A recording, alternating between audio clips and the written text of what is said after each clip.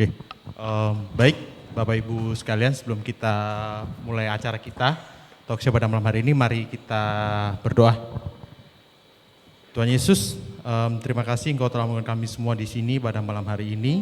Kami akan melaksanakan acara talkshow dengan tema Gereja Rumah Ramah bagi Semua dalam acara bulan keluarga di GKI Rungkut Asri ini. Kiranya Engkau berkati acara ini dari awal, pertengahan hingga akhirnya, sehingga bisa berjalan dengan lancar, dan kiranya juga Engkau berkati rekan-rekan kami yang mungkin sedang dalam perjalanan ke tempat ini. Kiranya Engkau sertai mereka dalam perjalanan sehingga bisa sampai di tempat ini dengan selamat dan bisa berkumpul bersama kami di tempat ini ya Tuhan. Dan kiranya juga Engkau berkati rekan kami yang mungkin tidak bisa hadir, baik karena pekerjaan maupun sakit atau ada halangan yang lainnya. Kiranya Engkau tuntun mereka ya Tuhan, supaya apapun yang mereka kerjakan atau apapun yang mereka hadapi pada saat ini, semua itu atas nama bimbingan nama-Mu ya Tuhan. Terima kasih Tuhan Yesus, dalam nama-Mu kami berdoa. Amin. Iya. Mau langsung acaranya enggak? Makan dulu ya.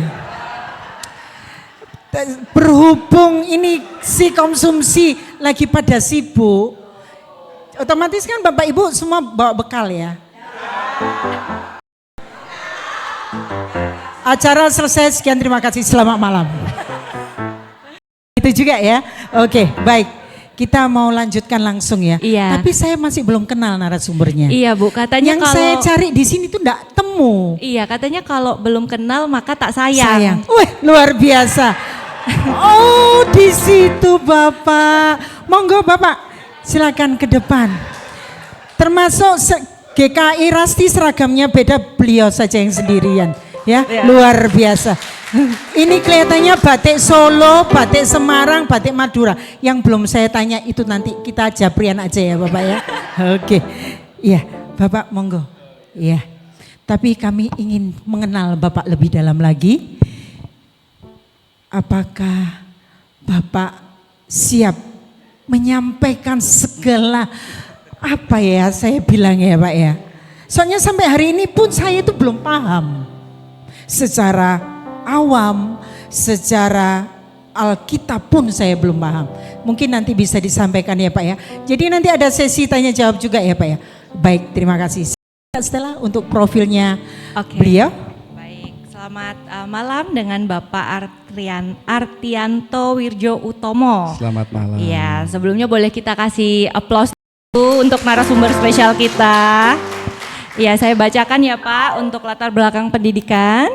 Beliau adalah lulusan S1 Psikologi Universitas 17 Agustus 45 Surabaya dan juga Magister Manajemen Universitas Muhammadiyah Jember. Luar biasa. Jangan kaget ya, dari Untak ke Muhammadiyah. Iya Pak, itu gimana Pak?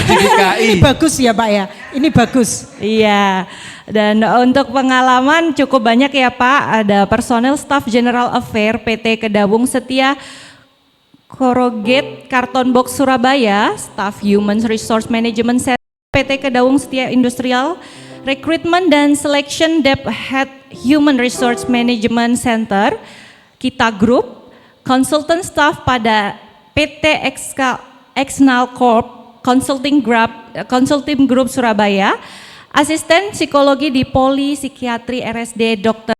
Subandi Jember, lalu Kepala Seksi Pengembangan SDM RSD Dr. Subandi Jember, Kepala Seksi Advokasi dan Perlindungan Anak DP3AKB Kabupaten Jember, Analis SDM Aparatur Ahli Muda RSD Dr. Subandi Jember, Kepala Bidang Pengembangan Kompetensi Aparatur pada BKP SDM Kabupaten Jember. Luar biasa. Sekali lagi boleh minta tepuk tangannya.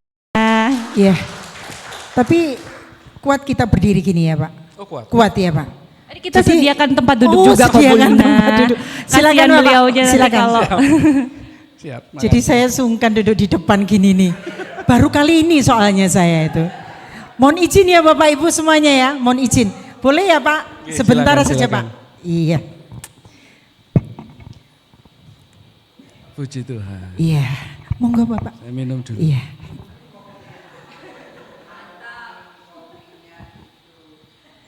Kopinya kopi Sidikalang. Oh Sidikalang ya Pak. Loh Bapak kok tahu Sidikalang ya Pak? Wah, iya Bapak. Tadi ada perpindahan dari Fakultas 17 ke Muhammadiyah. Bisa ceritakan sedikit enggak Pak? Kok luar biasa bagi saya Pak? Iya, saya kan agen rahasia. Agen rahasia yang ditugaskan oleh pimpinan saya untuk mengenali berbagai macam budaya. Bagaimana ketika di Untak itu kan identik dengan warna merah, nasionalis ya. Kemudian pindah juga karena kebetulan dekat rumah juga ya Universitas Muhammadiyah, jadi supaya kenal gimana lingkungan di perguruan tinggi yang mungkin kesannya Islami, tapi lebih ke arah ya karena memang yang dekat di situ sih sebetulnya, nggak ada tujuan lain-lain, tapi ya diajari tentang persyarikatan, tentang Muhammadiyah, dan itu memperkaya kita sih sebetulnya. Dan tetap saya GKJW Bu, saya jemaat Gereja Kristen Jawi Wetan.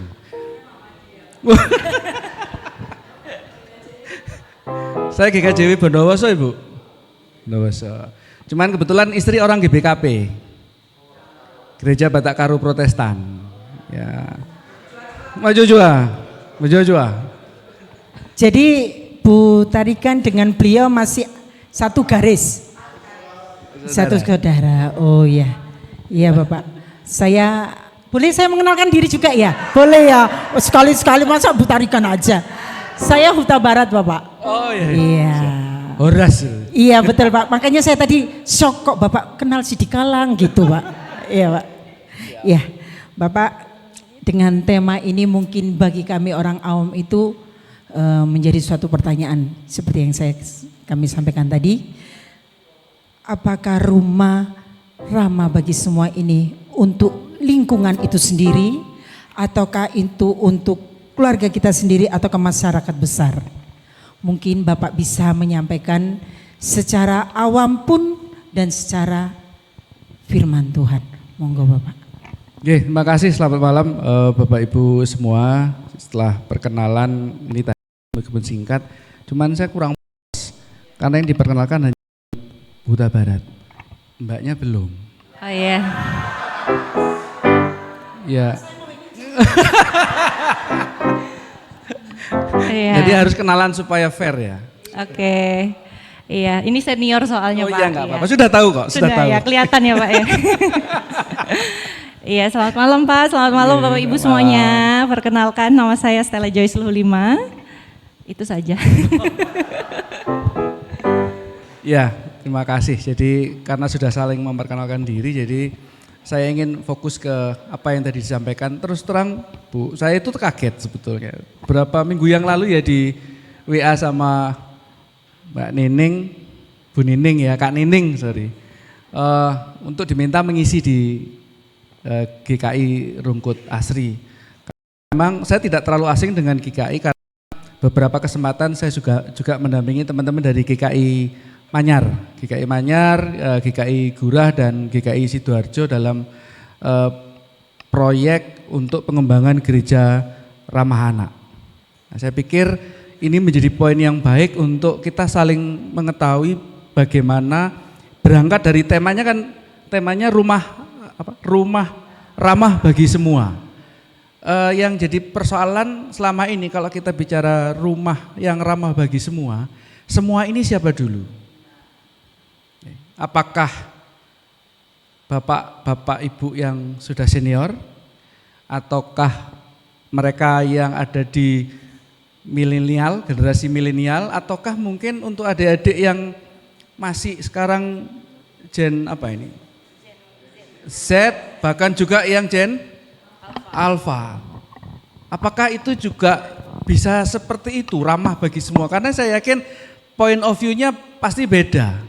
Kalau saya contoh nih, gereja saya GKJW itu kan Gereja Kristen Jawi Wetan.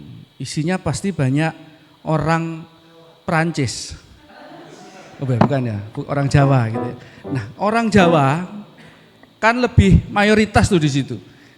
Bagaimana nilai-nilai orang Jawa ketika ada seorang anak nih yang ketika ada ibadah, apalagi pas perjamuan, wirawiri Pak. Pasti yang muncul pertama kali adalah apa? Kira-kira apa yang pertama muncul? Anak sopo, betul. Anak sopo, bapak ngajari, ibu esok ngajari. Ini kan di gereja, begitu nggih. Tapi tambah lama Bapak Ibu sekalian, anak-anak yang seperti itu bukan tambah berkurang, semakin tambah banyak. Kalau dulu zaman saya mungkin seperti itu sudah mengkeret Pak, sudah mundur teratur Pak. Kalau anak sekarang boten Pak, malah dipendeli balik Pak sama anaknya Pak. Itu kan akhirnya membuat stres juga bagi oma, opa, kung sama uti. Itu stres, apalagi itu bukan cucunya. Kalau cucunya beda Pak. Jarnus kok popo sik cilik, kan nggak adil kan akhirnya. Nah, untuk itu Bapak-Ibu sekalian, dari 3 tipe generasi yang ada di gereja, kalau kita boleh bagi menjadi 3 ya, anak-anak, kemudian dewasa sama senior. Kira-kira yang paling diatur itu yang mana?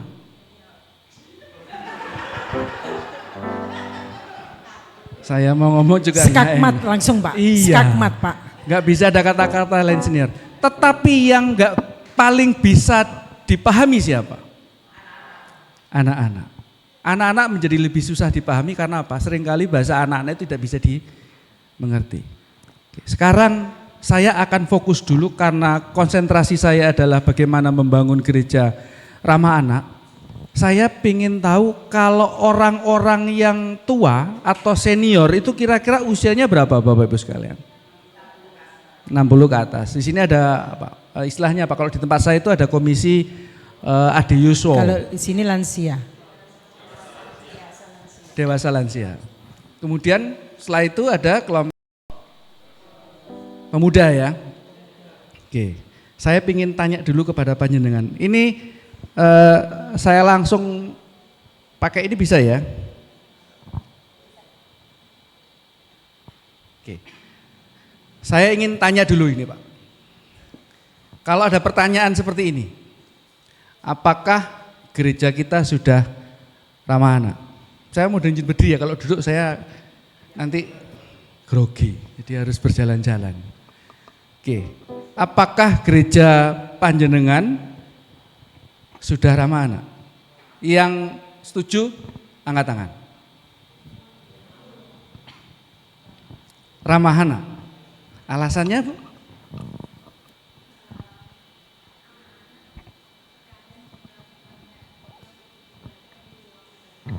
Banyak anak yang ikut ibadah di sini bersama-sama dengan dewasa.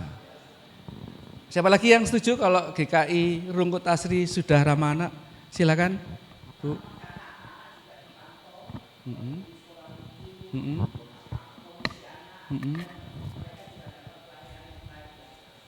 Ini gereja ini dua lantai ya. Kalau di bawah ini untuk ibadahnya di mana? Di sini ya.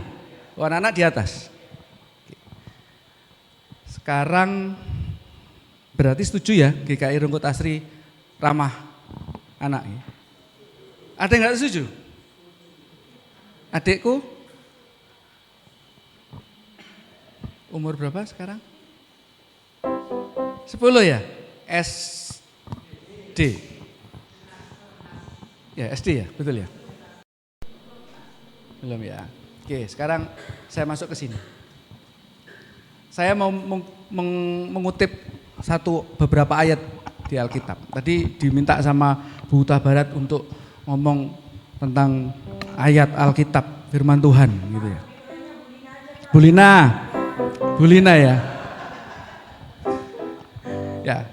Saya ambil dari Markus 10 ayat 13 sampai 16. Kita baca sama-sama. 1, 2, 3.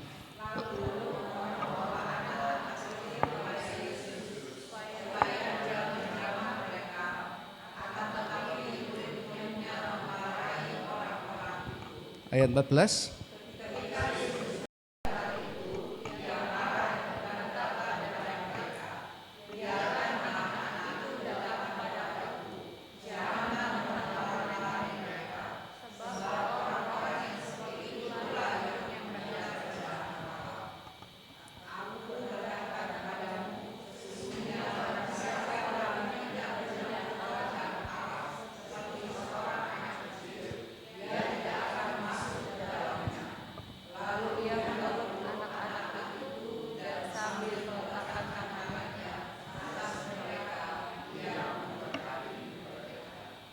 Puji Tuhan. Saya kasih highlight yang ayat 13. Lalu orang membawa anak-anak kecil kepada Yesus supaya ia menjamah mereka. Supaya apa Bapak Ibu sekalian? Siapa yang menjamah? Yesusnya atau anaknya? Supaya Yesus menjamah anak-anak. Gitu ya. Kalimat selanjutnya apa?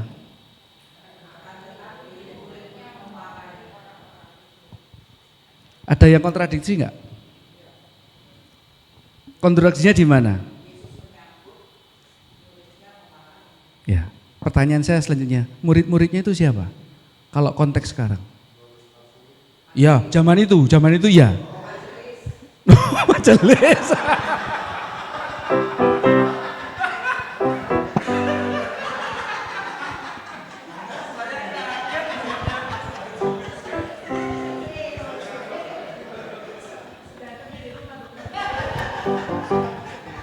Gimana nih Pak Pendeta? Tapi saya harus mengatakan iya. Ya. Saya karena berani begitu karena saya bilang saya majelis juga Bapak Ibu sekalian. Tapi enggak usah dibawa baper ya. Ada cerita lain selain itu. Oke. Saya ingin menekankan bahwa kita itu yang katanya adalah murid-muridnya yang sekarang itu malah seringkali kita tidak memahami karakter Yesus, apa yang disampaikan Yesus di ayat 14, ayat 15 sampai perilakunya Tuhan Yesus di ayat 16 itu tidak pernah kita pahami dengan baik. Kita sebagai majelis kalau ngomong yang jemaat ya enggak boleh disalahkan jemaat enggak pernah salah. Ya kan? Yang dimarahi kan mesti majelisnya bukan jemaatnya kan? Oke. Bapak Ibu sekalian, saya ingin memastikan dulu poin penting.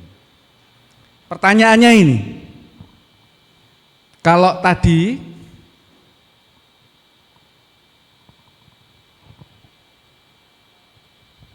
yang sebelumnya ini kan Yesus memberkati anak-anak ya. Sekarang saya ingin memastikan kita punya pemahaman yang sama enggak tentang anak itu. Ini ada gambar A, B, C, D, E, F, G, H. No, yang A, Wati 16 tahun sudah menikah. Dia anak-anak atau bukan? Wati 16 tahun sudah menikah, gendong anak. Dia anak-anak atau bukan? Yang bilang bukan anak-anak angkat tangan.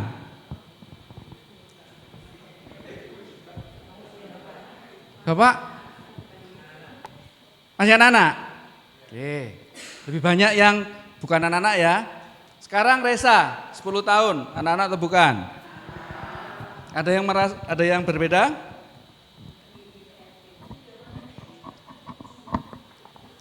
Rini. Ada yang namanya Rini?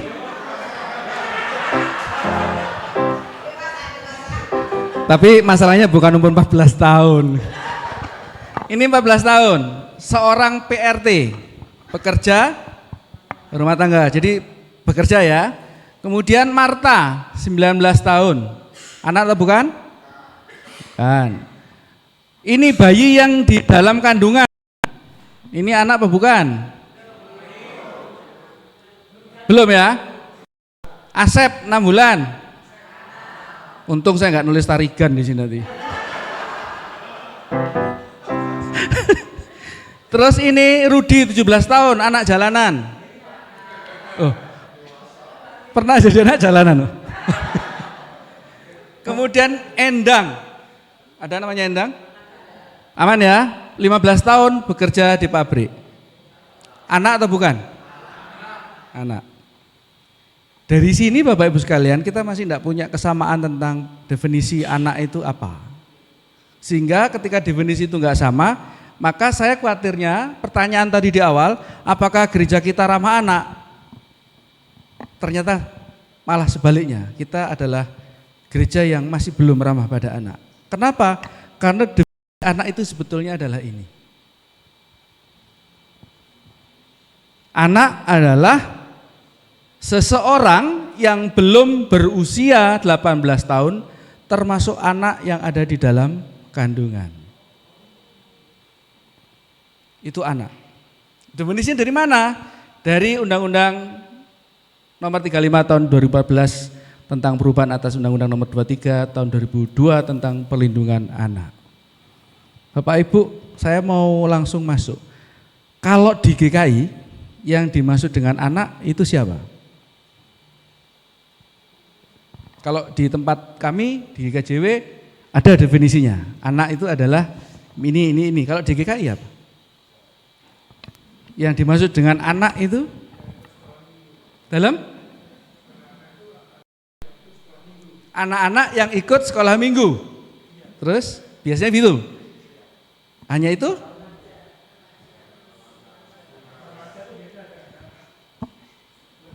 Berbeda antar anak dan remaja. Ada definisi yang lain? Di GKI ya, DKI. Ada pengertiannya enggak? Enggak ada? Belum ya? Kalau kita kembali ke Undang-Undang 35 tadi, ada yang sedang hamil enggak? Coba dicek.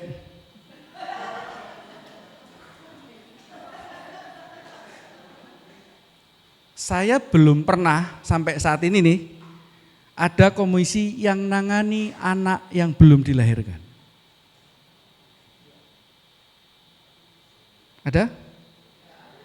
Komisi anak itu berarti ngurusi yang anak-anak yang kelihatan, ya, yang usia 1 bulan itu anak apa bukan? Itu jemaat atau bukan? Kalau di GKJW itu anak lahir itu sudah ketika baptis itu dapat surat tanda warga. Kalau di GKI juga ya. Umur berapa dia dibaptis? Paling umum lah, paling umum. 3 bulan, 5 bulan, 6 bulan, 1 tahun ya. Sebelum dibaptis di itu anaknya orang tuanya. Orang tuanya warga GKI juga enggak? Berarti anaknya juga orangnya GKI kan? Kebanyakan gereja masih belum memikirkan area anak-anak yang masih belum baptis. Termasuk anak-anak yang ada di dalam kandungan. Pernahkah ada program? Kalau komisi wanita di sini apa namanya? Komisi wanita? Hanya komisi dewasa. Oke lah. Apakah komisi dewasa di suatu gereja sudah pernah punya program yang menyasar ibu-ibu yang hamil? Belum ada. Berarti kalau tadi, apakah GKI adalah gereja yang ramah anak?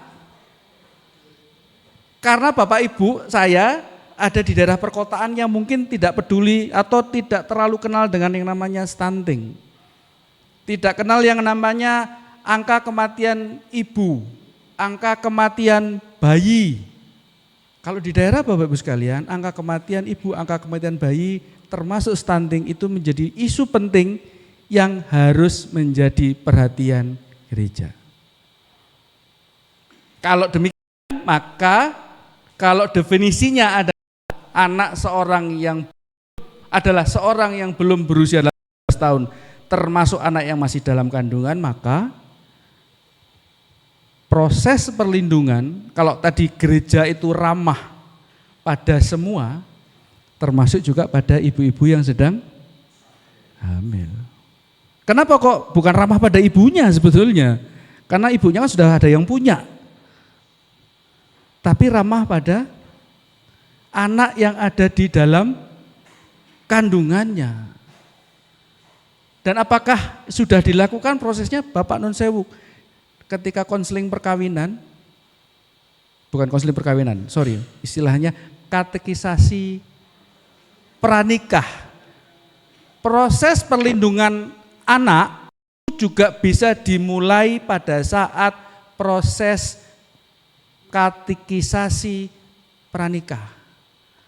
Dilihat materinya, bukan hanya dibekali dengan materi-materi yang sifatnya firman terkait dengan bagaimana membangun perkawinan Kristen yang baik, tapi juga harusnya dibekali dengan pengetahuan terhadap apa?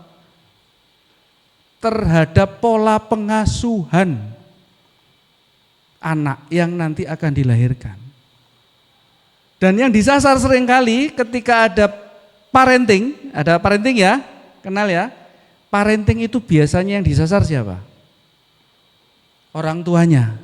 Tapi lupa mbah-mbahnya nggak diajari parenting. Oma, opanya itu nggak diajari parenting. Padahal di lingkungan kita, di budaya kita, yang paling berpengaruh itu ketika bapak kerja, yang paling berpengaruh siapa? Oma, opanya. Tadi betul, sing paling angel dikandani kadang-kadang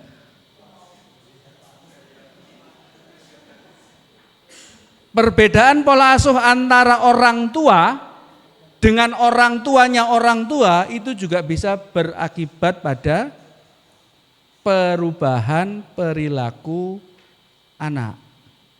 Kalau ada psikolog nanti bisa ditanya, apakah itu sangat berpengaruh? Iya, karena antara pengasuhan ayah dan ibu dan pola asuh kakek dan nenek itu seringkali tidak sama.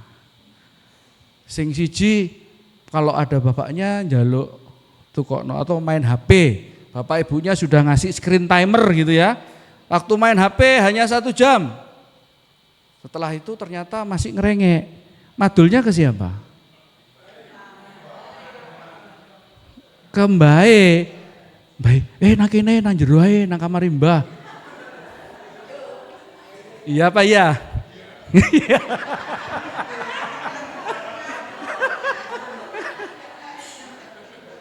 Ya, itu contoh-contoh. Jadi ketika kita bicara parenting bukan hanya disasar kepada jemaat dewasa saja, tapi juga harus disampaikan kepada jemaat-jemaat yang senior agar konsisten dalam pola asuh. Ini salah satu contoh bentuk perilaku gereja ramah anak ya.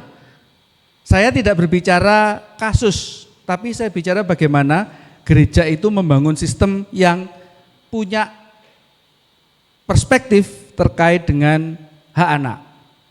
Bapak Ibu, hak anak itu ada 4. Ini yang harus kita ketahui bersama. Yang pertama itu adalah hak hidup. Apa itu hak hidup? Apakah gereja GKI dalam hal ini melindungi hak hidupnya anak? Boleh nggak di GKI atau di Kristen itu orang aborsi? Melindungi hak hidup? 1. Yang kedua, hak tumbuh dan kembang. Apa itu? Apa bedanya tumbuh dan berkembang? Betul. Di sini ada program-program kan untuk anak-anak? Bu Nining, program pemberian makanan tambahan? Belum ya? Oke. Tapi intinya bahwa di gereja ada program yang relate dengan proses tumbuh kembangnya anak. Yang ketiga, hak berpartisipasi. Di sini ada proses persidangan majelis. Dilakukan setiap berapa tahun? Satu tahun berapa kali? Berapa? Oh, sebulan sekali. Enggak, yang dalam pengambilan keputusan untuk menyusun anggaran setahun sekali ya. Pertanyaan saya, kalau anak itu dianggap sebagai bagian yang integral dengan kita, apakah anak-anak sudah diberikan kesempatan untuk menyampaikan usulannya? Berpartisipasi dalam penyampaian usulan. Saya penasaran mulai dari tadi, itu ruangan apa Bapak Ibu sekalian? Ibu dan anak. Ini keren. Keren apa? Ini kan tujuannya supaya ibu dan anaknya enggak kesini-kesini kan ya. Anaknya usia berapa? Yang boleh masuk di situ?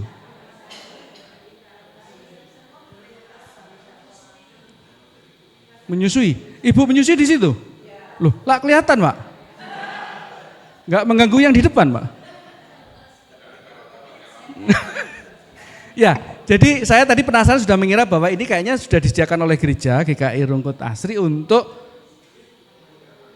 ibu dan anak. Ini adalah salah satu bentuk gereja yang ramah anak, Bapak Ibu sekalian. Bayi gitu ya, supaya kalau nangis tidak ganggu. memang biasanya dibawa keluar ya. Kasihan ya anak-anak ya. Kalau rame disuruh keluar. Kalau bapak ibunya rame nggak disuruh keluar ya? Oh gitu ya. Ya, hak berpartisipasi adalah ada hak di gereja yang diberikan kepada anak-anak untuk menyampaikan aspirasinya. Ada ruangan anak di atas? Pernah ditanyakan warna cat ruangan di atas ruangan anak? Pernah ditanyakan kepada anak-anak enggak? Siapa guru sekolah minggu di sini? Siapa guru sekolah minggu? Hadir. Pernah enggak ditanyakan sama adik-adik nih? Dek, siapa apa namamu sayang? Naomi kalau sekolah minggu di lantai atas, seneng di sana. Warna cat ruangannya kalau kamu disuruh ubah kepingin warna apa? Warna Kamu senangnya warna apa? putih. Di atas warnanya apa? Putih. Putih. Kamu nggak pengen warna-warna yang lain? Enggak.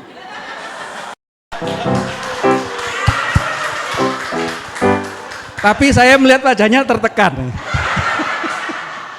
Saya tadi tanya sama Kak Nining, Kak, ada anak-anak yang ikut Kak? Tapi cuma satu dia merasa terintimidasi kayaknya. Terlalu banyak orang-orang senior. Ya ini sebagai contoh, kalau memang itu pinginnya dia berarti kita hormati, berarti catnya oke lah putih. Bapak Ibu, kalau tadi saya ngobrol dengan Pak Tarigan di awal, sebelum saya masuk ke sini, beliau bilang gereja GKJW kan besar. Memang kami sedang baru selesai merenovasi. Kami merenovasi gedung itu salah satunya adalah karena usulan anak-anak. Karena apa? Gereja kami yang lama itu kecil, mungkin lebih kecil dari ini. Terus nggak terlalu panjang sehingga kalau ada ada persembahan paduan suara itu sesek di depan. Nggak bisa cukup nampung 20 sampai 30 anak bersama-sama. Itu yang pertama. Yang kedua, kami tidak punya ruangan khusus untuk naruh alat musik.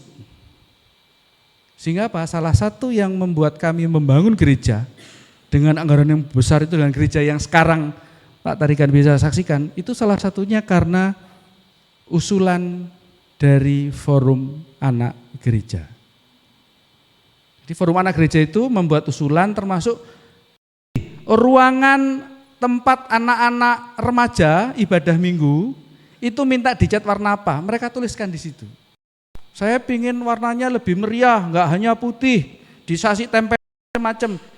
Itu kita penuhi selama anggarannya ada.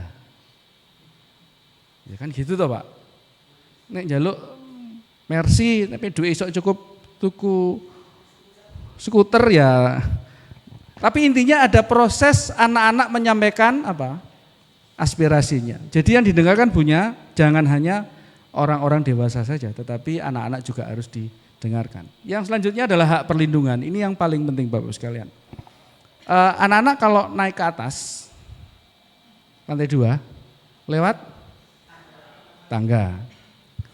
Benar-benar harus dipastikan tangganya itu dapat diakses dan aman untuk anak-anak. Minimal ketinggian trapnya itu tidak boleh lebih dari berapa, kalau di teknik itu biasanya kan maksimal 15, 18 ya. Itu harus benar-benar dipastikan anak tidak mengalami kesulitan. Termasuk anak yang memiliki kebutuhan khusus. Apakah ada anak seperti itu? Ya, puji Tuhan. Jikalau ada, harus diberikan akses supaya dia tidak mengalami kesulitan untuk akses. Kamar mandi, letak, posisi urinoir harus juga disesuaikan supaya aman bagi anak-anak. Di atas ruangan ibadah anak-anak, apakah ada meja? Ada meja ya? Apakah meja sudah aman buat anak-anak? Plastik. Kalau plastik aman. Biasanya pakai kayu, di pinggirannya itu kan ada. Nah, seperti ini. Ini enggak boleh lancip. Harus ada pelindungnya. Supaya apa Bapak Ibu sekalian? Supaya mengurangi potensi cedera pada anak. gereja ramah anak itu sedetail itu Bapak Ibu sekalian.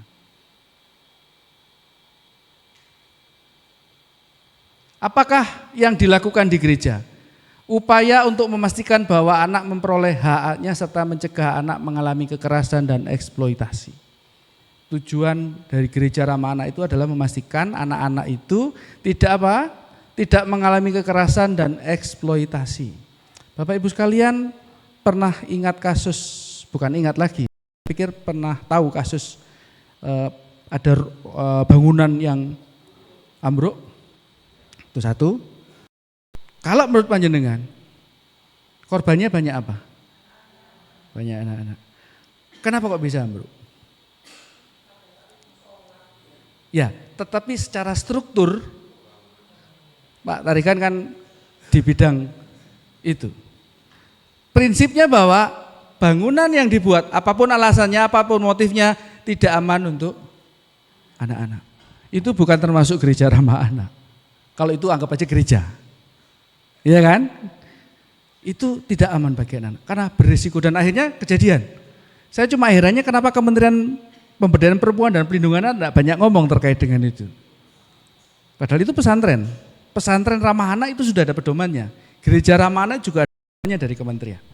Kalau enggak, saya 2020 sebelum Covid itu bersama-sama dengan kementerian menyusun panduan. Enggak bisa ya?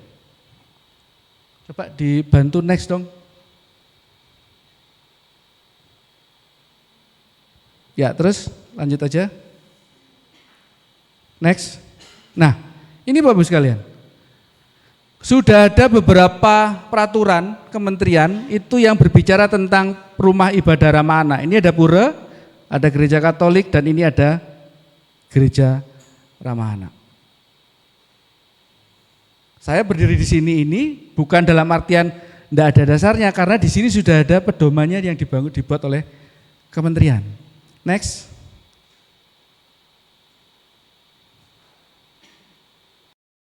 Sudah bisa ternyata Mas. Nah, sedangkan apa definisinya gereja ramah anak? Adalah gereja yang memiliki sistem pelayanan holistik yang menjamin terpenuhnya hak anak dan pelindungan anak dari segala bentuk kekerasan, eksploitasi, kerentanan, diskriminasi baik di lingkungan gereja ataupun lembaga-lembaga pelayanan milik gereja dan keluarga.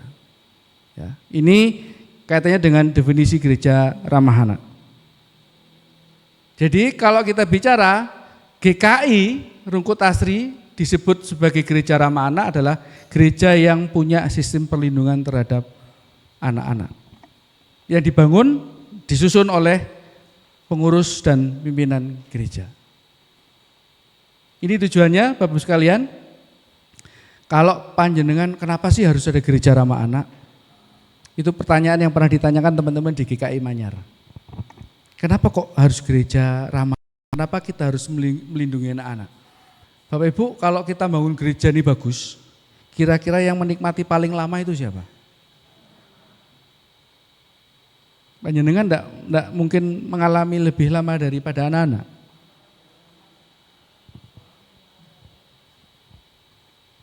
Sisa waktu kita berapa lama Bapak Ibu sekalian?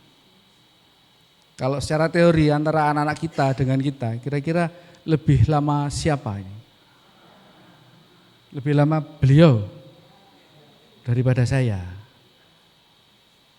Kalau kita bicara hitung-hitungan, maksimal mau berapa sih Bapak Ibu sekalian?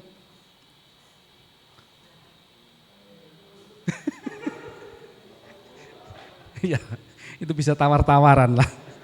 Tapi secara teori bahwa teman-teman adik-adik kita yang menikmati kita bangun nih sekarang. Saya kalau kembali ke gereja saya, ngapain sih kita bangun gereja? Dalam artian bukan bangun nih, membangun gereja, merenov gereja itu tujuannya untuk apa sih? Bentar lagi majelis-majelisnya yang sudah sepuh-sepuh juga pasti nggak akan menikmati. Yang menikmati kan anak-anak. Sekarang untuk apa? Katanya juga ada kata-kata gereja bukanlah gedungnya, tapi gereja adalah, pernah dengar lagu itu? Sebetulnya apa yang perlu dibangun? Yang dibangun adalah bagaimana membangun karakter anak-anak itu supaya apa? Supaya sesuai dengan apa yang Tuhan inginkan. Tuhan tidak pernah memberikan panduan bentuk gereja ya. Di Alkitab ada enggak? Oh gereja itu harus begini, ada enggak? Tapi yang kalau tentang manusia Tuhan kasih ukurannya enggak? Harus apa? Tuhan itu ngasih ukuran kita sebagai manusia apa? Ada dua kan? Kasihlah Tuhan. Ya, yang kedua apa? Kasihlah sesama manusia. Tidak ada ukuran, oh nanti kalau bangun gereja harus begini kan tidak ada. Ukurannya harus 50 kali 40 tidak ada. Tapi yang dibangun adalah rohaninya, orangnya. Untuk itu Bapak Ibu sekalian, kira-kira apa yang harus kita lakukan? Kenapa kita perlu gereja ramah anak? Yang pertama ini, tahun 2030 katanya akan ada bonus demografi. Apa itu bonus demografi? Adalah masa di mana orang yang usia produktif itu jumlahnya lebih banyak daripada mereka yang usia non produktif. Jadi kayak Naomi itu nanti umur tahun 2030 usia berapa? Kalau jenengan 2030 usia berapa? Yo kari nambah nol saya kita tambah piro.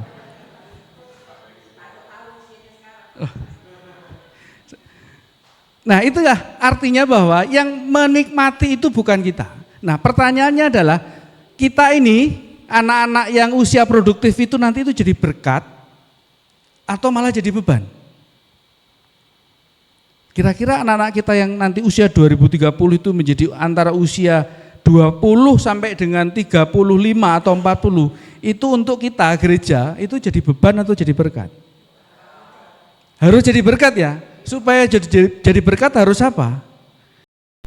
Harus hak hidupnya terjamin, tumbuh kembangnya terjamin, hak perlindungannya juga terjamin. Kalau itu semua enggak terjamin, kira-kira apa yang terjadi Bapak Ibu sekalian? Jadi beban. Kenapa jadi beban? Narkoba, pornografi, radikalisme, apa lagi? Kayak Amarsoni itu loh nggak sembuh-sembuh. Padahal istrinya cantik loh padahal. Tak pikir Kristen ben tiba kok duduk. Gak sido ngesir. Itu kan Amarsoni kan bolak-balik nih. Udah ketangkep, malah dodolan jero. Yang kedua, generasi digital. Bapak Ibu, kalau panjenengan lihat mainan kita, adik-adik kita sekarang nggak pernah lepas dari HP. Nggak pernah lepas dari gadget. Dan asal muasal segala masalah itu dari gadget. Jenengan tukaran nggak mungkin tukaran gara-gara ketemuan, Mbak. Tukaran pasti gara-gara apa? WA, salah ngomong, dikit-dikit diupload di TikTok. Kalau jenengan lihat TikTok itu kok isinya masalah semua. Masalahnya Roy Suryo, masalahnya ijazah nggak mari-mari. Ya, Bapak Ibu sekalian, inilah yang membuat kondisi kita menjadi banyak masalah. Urusan rebutan tanah 1 meter, 2 meter, menteri sampai turun itu kan ya, pernah dengar yang kiai dosen itu sama tetangganya itu kan urusan yang dulu zaman dulu banyak banget tapi tidak berpengaruh sampai berpengaruh terhadap isu nasional sampai Kang Deddy Mulyadi jauh-jauh dari Jawa Barat ke Malang itu urusannya apa?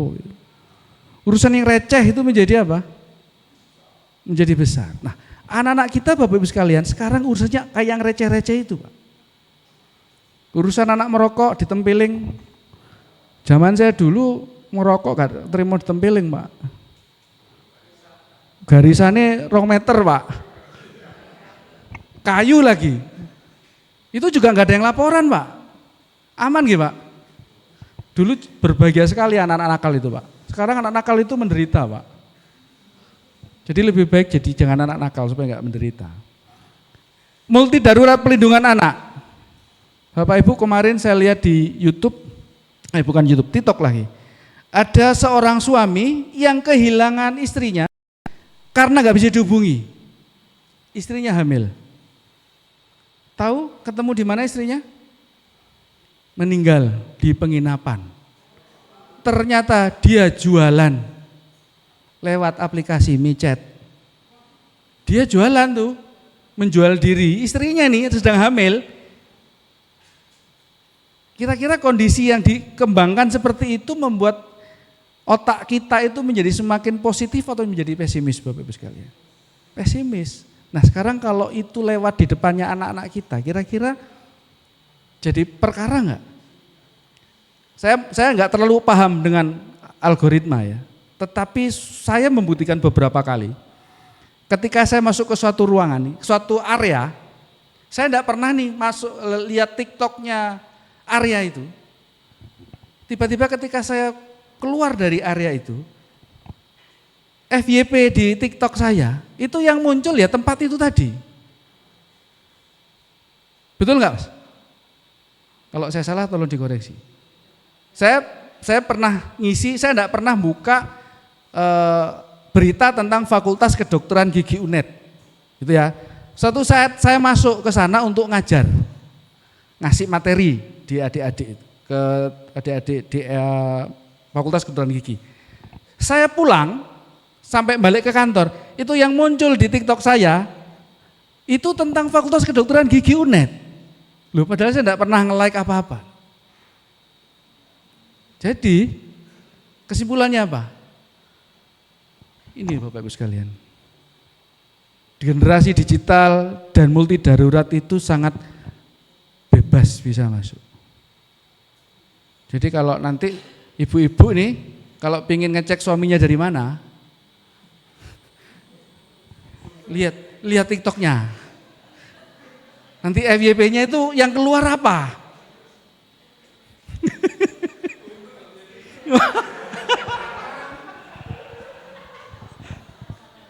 Saya ini ya, kalau habis dari sini nanti akan saya cek.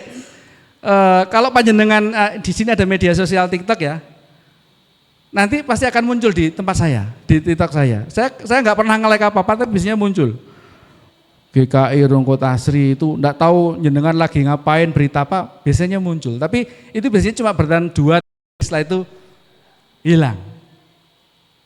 Nah, ketika itu muncul di TikToknya adik-adik kita, pasti lihat loh, pasti kelihatan kan?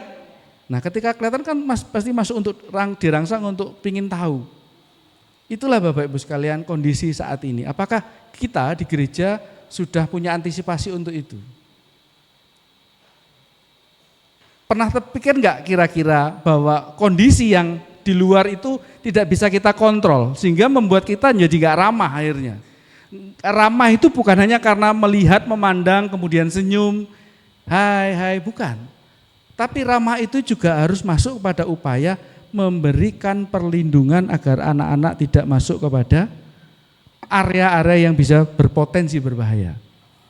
Yang kedua, yang keempat, gereja perlu terlibat dalam upaya membangun kabupaten kota layak anak. Saya tadi pagi bersama-sama dengan 14 jemaat di GKJW, mulai dari Darmo, Gubeng, macam-macam, 14 kami deklarasi di GKJW Wiyung. Deklarasi itu apa? Deklarasi untuk menjadi gereja ramah anak.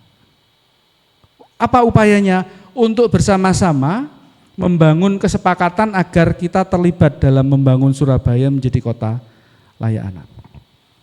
Yang kelima adalah kesaksian. Kenapa harus menjadi gereja ramah anak? Gereja ramah anak itu ladang kesaksian. Gereja ramah anak itu bukan hanya ramah pada anak-anak yang di jemaat, tapi juga ramah pada lingkungan. Bukan hanya untuk kita sendiri, tapi juga untuk lingkungan. Nah, ini sasarannya siapa? Paling penting gereja ramah anak itu harus menyasar pemimpin gereja. Panjenengan yang ada di sini ini termasuk pimpinan gereja. Bukan hanya Pak Pendeta, tetapi kita semua, majelis-majelis itu juga. Dan semua orang yang ada di gereja. Ada di sini ada yang mengajar anak-anak. Ada banyak ya, pasti ada banyak ya. Mereka juga harus menjadi sasaran agar mereka paham apa itu hak anak. Nah, ini prinsipnya, saya nggak terlalu fokus ke sini. Nah, kira-kira apa saja yang isu yang terkait dengan Gereja Ramah Anak? Bapak Ibu, di GKI ada topik tentang status kewargaan. Status warga. Di sini ada semacam kayak tanda bukti warga apa enggak? Anggota jemaat ya? Ada ya? Itu biasanya kalau kami di GKJW ada namanya buk baptis namanya. Ada surat tanda warga, itu mulai tanggal lahir, baptis, menikah pertama, menikah kedua, menikah, enggak ada ya. Apa? Hanya satu kali. CD sampai dengan meninggal itu ada. Apakah di GKI juga ada seperti itu? Di sana ditentukan terkait status kewargaan, ada perkawinan, ada pewarisan. Ada satu kasus di tempat kami, Bapak Ibu sekalian, ada suami istri, kebetulan yang satu Kristen, yang perempuan itu mengaku Kristen, tetapi dalam perjalanannya tidak. Anaknya bingung. Suatu saat istrinya ini meninggal. Keluarganya tahu bahwa yang Kristen laki-laki. Anaknya ini bingung mau kemana. Pada saat pemakaman tukaran. Tukarannya apa? Mau dimakamkan secara Kristiani atau dimakamkan menurut yang lain. Kira-kira akhirnya dimakamkan dengan cara apa? Dimakamkan dengan cara lain. Karena apa? Karena di KTP-nya dan di KK-nya masih yang lama. Ya, pokoknya yang lama, Pak. Hanya masuk ke situ. Terus yang kedua, anaknya ikut pelajaran agama apa? Itu yang membingungkan, dan karena bingung akhirnya anaknya ikut, bukan ateis, ikut yang lain. Itu satu. Yang kedua, ada jemaat aktif di gereja, menjadi ketua rukun, ketua kelompok lah, lingkungan, ketua lingkungan. Istrinya masih belum masuk Kristen, anaknya aktif ikut CD, katekisasi CD. Suatu saat dia mau dipilih jadi majelis, si bapak itu. Tahu nggak? Setelah kita lakukan cek, ternyata kakaknya masih bukan Kristen. Tapi dia mau jadi majelis. Kira-kira menurut jenengan boleh enggak? Hah? Tapi dia rajin ke gereja.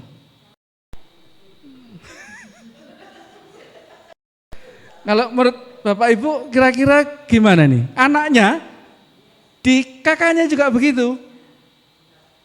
Masih belum Kristen.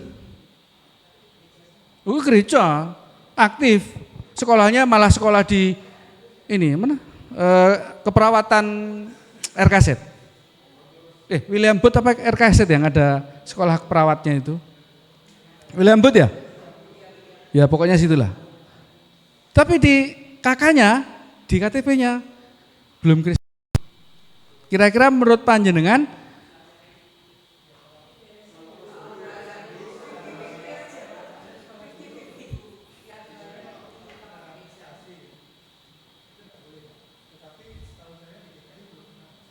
ya, karena belum pernah dicek, Pak. Kami pun menemukannya karena kami cek ketika dia mau dipilih untuk menjadi seorang majelis. Jadi ketika dipilih oleh warga itu dia banyak skornya, pilihannya banyak. Hanya kita lakukan pendalaman kan, ternyata benar-benar betul dia masih menggunakan identitas kakak yang lama.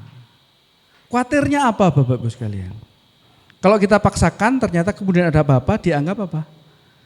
Kita tidak menghargai pilihan yang tertulis di dalam dokumen resminya. Sudah Pak.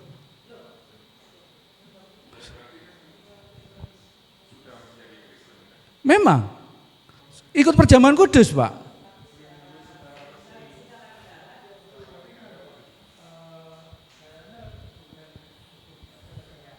Ya, iya.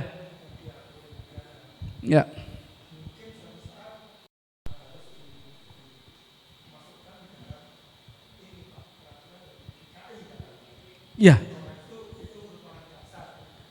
mengurangi potensi terjadinya masalah. Katanya putranya Pak Tarigan ini kan lawyer nih, itu juga bisa jadi masukan. Kira-kira kalau ada kondisi seperti itu gimana?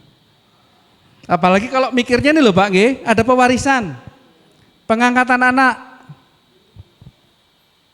Dalam undang-undang jelas loh, tidak boleh mengangkat anak yang tidak sama. Biasanya kan begitu. Apalagi untuk pelayanan. Nah, kondisi-kondisi seperti itulah yang perlu diperhatikan benar-benar. Karena itu juga berdampak kepada siapa? Kepada anak.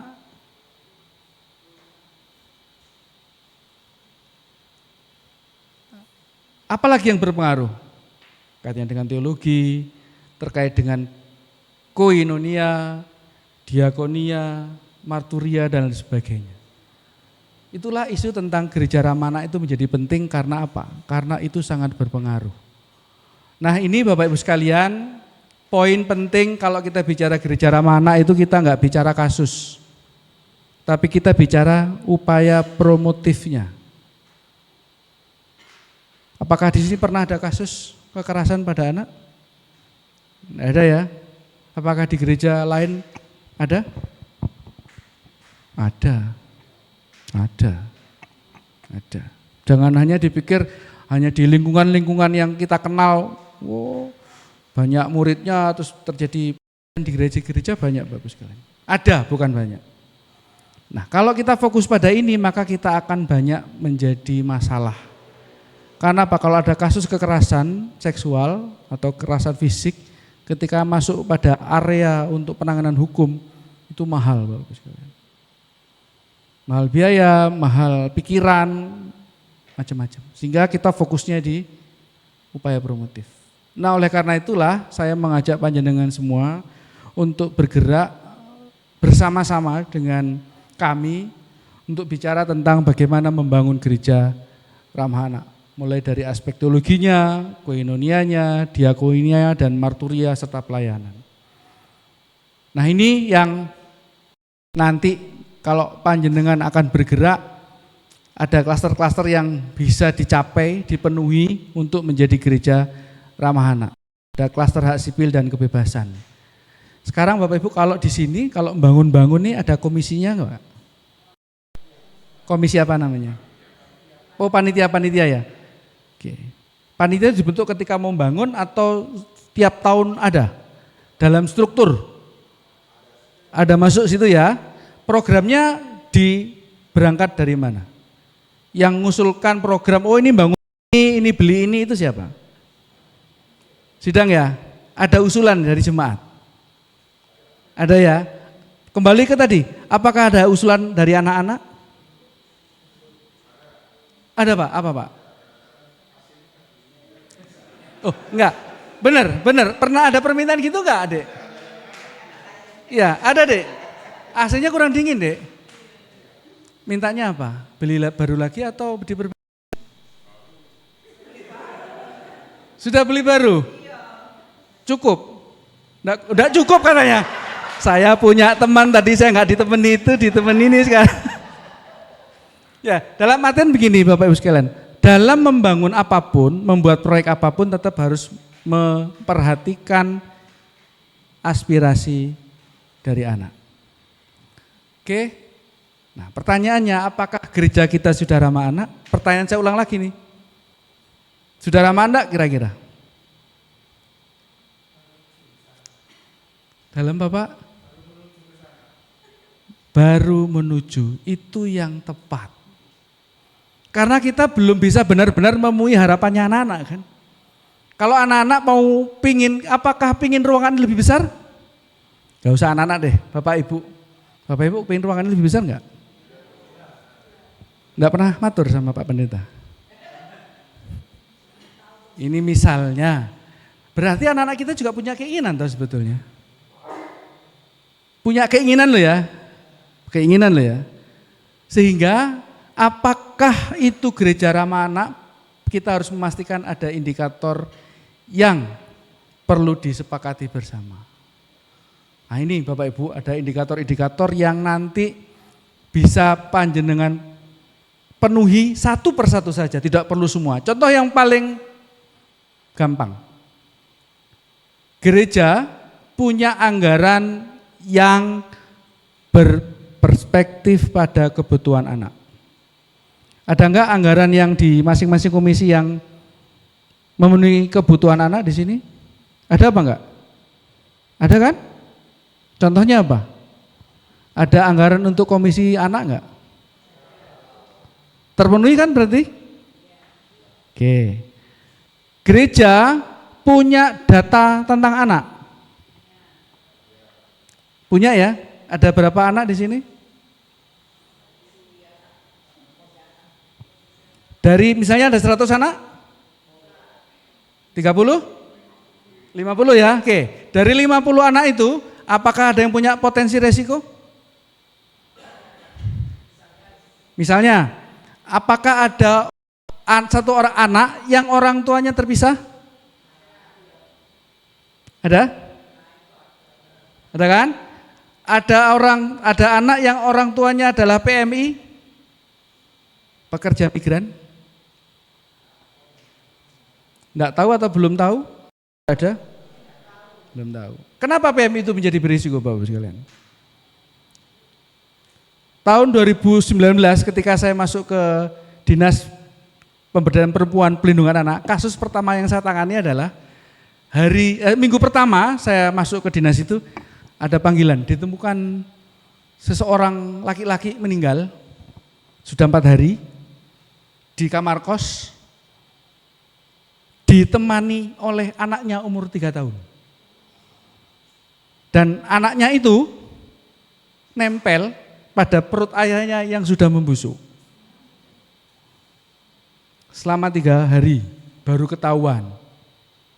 Kemana ibunya? Ibunya jadi TKW di Taiwan. Ayahnya sakit, nggak ada yang tahu, meninggal.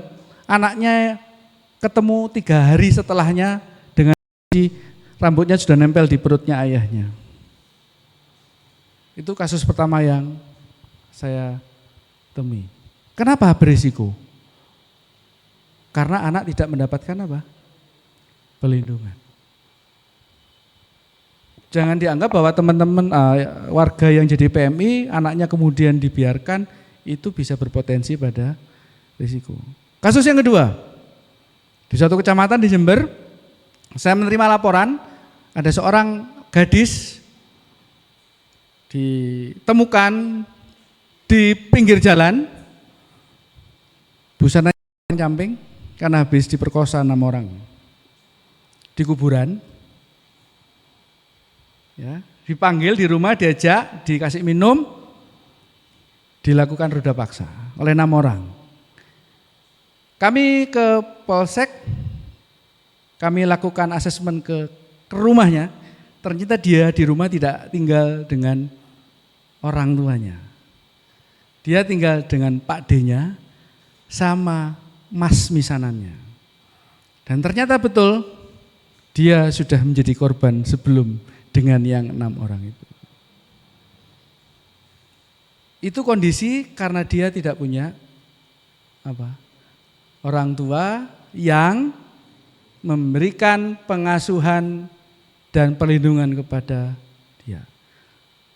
Orang kan melebel loh, kok gelem sih dijak metu bengi-bengi loh. Akhirnya kan orang mencari kesalahannya bukan pada si korban, padahal yang korban ini jadi masalah karena kondisinya dia tidak mendapatkan pengasuhan yang baik. Yang ketiga, ini ada kasus baik, lucu juga. Seorang ayah ditangkap oleh polisi karena dia memborgol anaknya dalam keadaan telanjang. Taunya apa? Anak ini melepaskan borgolnya, lompat dari pagar, pergi ke kantor Koramil. Lapor kalau dia nggak lapor, bahasanya bukan lapor. Dia ditanyain, kenapa kamu dari mana? Saya melarikan diri karena disekap oleh bapak kandungnya. Usut punya usut, dicarilah bapaknya. Ditangkap nih bapaknya. Tahu ternyata siapa yang jadi masalah. Ternyata bukan bapaknya. Yang jadi biang keroknya itu adalah ibunya. Ayahnya itu memborgol, bukan memborgol sebetulnya. Jadi ditaleni itu karena anak ini sering keluyuran. Main game nggak tahu waktu, akhirnya dia ditaleni, disekap dalam artian dikunci di dalam supaya dia nggak main lagi. Ternyata anak ini bermasalah, kenapa? Bermasalahnya karena dia ditolak oleh ibunya sendiri. Anak kelas 6 SD, kelas 5 SD ditolak sama ibunya. Anak kandung loh ini Bapak Ibu sekalian. Karena ibunya lebih memilih anak yang kedua dan ketiga dan keempat. Berarti haknya terpenuhi enggak kira-kira di situ? Enggak kan? Akhirnya dia mencari pelampiasan. Kelas 5 dia pergi ke rumah neneknya di Blitar naik bis tanpa bawa duit. Anaknya memang pinter, tetapi itu tadi bermasalah dengan perilakunya. Kondisi-kondisi anak-anak seperti itu Bapak Ibu sekalian bukan karena apa? Karena dia tidak terpenuhi hak-haknya sebagai seorang anak. Jangan dipikir bahwa anak-anak yang kelihatannya nih hidup mewah, semuanya berkecukupan, tidak punya masalah. Banyak kasus-kasus yang kita temui di TV, ada yang bunuh diri, ada yang itu banyak terjadi bukan karena dia dari keluarga yang kurang mampu, tapi seringkali dia juga berasal dari keluarga yang mampu. Istri saya kebetulan seorang psikiater, setiap hari pasti ada satu pasien remaja yang kasusnya apa? Tahu selfham ya? Itu semakin banyak Bapak Ibu sekalian. Bukan hanya di kota besar, saya kan di Bondowoso nih, kota kecil nih. Banyak di situ. Karena apa? Yang katanya di sekolah itu juara gitu ya, tapi ternyata pasien. Yang katanya juara, dia seorang yang kalau istilahnya di sekolah itu terkenal gitu ya, tapi ternyata enggak tahu dia pasiennya nyonya. Oh ini kan anak yang kemarin itu. Iya. Dia pasien. Masalahnya kenapa? Ya saya nggak tahu karena itu rahasia dokter dan pasien. Cuma yang jelas ada seperti itu. Dirawat di ruang rawat inap jiwa banyak anak-anak. Karena apa? Kondisinya memang seperti itu. Itu Bapak Ibu sekalian, poin-poin penting saya berharap kita ada diskusi karena indikator-indikator ini nanti bisa panjenengan pirsani. Nah ini yang contoh ya, salah satu gereja ramah anak itu adalah gereja ikut memastikan 100% warga punya akte kelahiran, punya kartu identitas anak. Apakah teman-teman di Komisi Pelayanan Anak-anak sudah punya nih kakaknya adik-adik yang ada di jemaat sini? Itu tadi.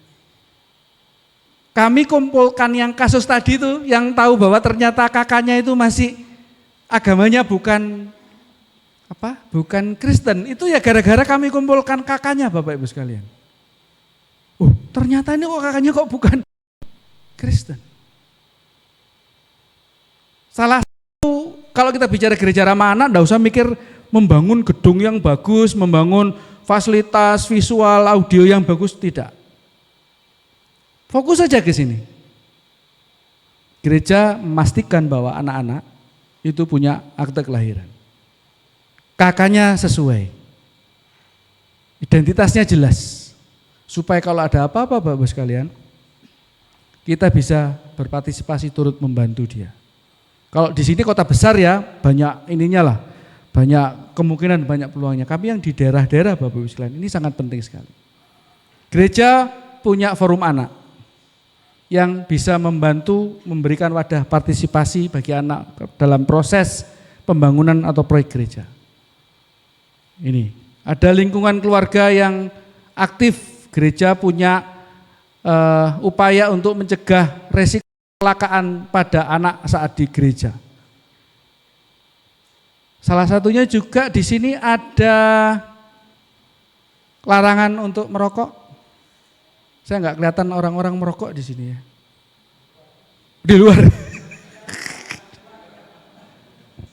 Salah satu indikator gereja yang ramah anak adalah gereja yang tidak menyediakan tempat merokok bagi jemaat.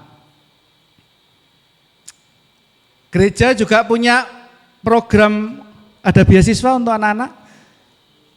Belum ya, ada program untuk memberikan bimbingan belajar pada anak-anak. Belum ya. Ada kegiatan yang mendorong minat dan bakat anak. Ini ada alat musik ini yang main anak-anak atau kakak-kakak dewasa? Campur ya. Ada yang anak-anak yang di bawah 18 tahun juga terlibat. Ya, itu bisa masuk. Dan yang ini yang paling serem Bapak Ibu sekalian. Gereja menyiapkan tim yang sewaktu-waktu bisa membantu ketika ada kasus kekerasan pada anak di jemaat. Boleh dokter, boleh pengacara, boleh psikolog, boleh psikiater, atau siapapun yang punya perhatian untuk pertolongan pertama pada korban kekerasan. Minimal misalnya diberikan psychological first aid misalnya. Supaya apa? Supaya kadangkala Bapak Ibu sekalian, orang bermasalah itu ketika ditangani oleh yang salah itu bukan tambah bagus, tambah berat. Bapak Ibu kalau ada kecelakaan di jalan, jatuh ya, itu seringkali sebetulnya orangnya nggak apa-apa Bapak Ibu sekalian. Tapi ketika jenengan gopoh, yang jatuh itu tadi digotong dengan cara yang benar, harusnya dia nggak mati jadi mati Bapak Ibu sekalian. Loh, iya kan? Harusnya dia ditabrak, itu sudah geletak toh. Kita maunya mau nolong. Tapi karena cara mengangkat kita, kalau ada yang teman-teman perawat nih ya, teman-teman yang di IGD itu ketika mengangkat seseorang yang cedera kepala, cedera tangan, kaki, itu kalau salah lakuannya harusnya dia bisa selamat, tapi gara-gara caranya nolong itu salah, bukan tambah selamat. Itu karena kita tidak memiliki pengetahuan. Sama juga ketika ada case yang melibatkan anak-anak, kondisi psikis dan sebagainya, kalau salah menanganinya bukan malah tambah baik, malah akan menjadi trauma.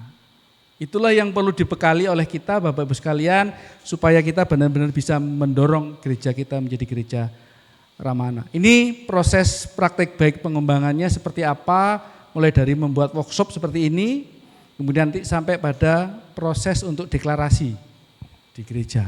Saya pikir karena ini juga saat dengan GKI Manyar satu klasis ya, nanti bisa berdampingan dengan GKI Manyar yang kalau Gurah itu bukan di sini ya, GKI Gurah.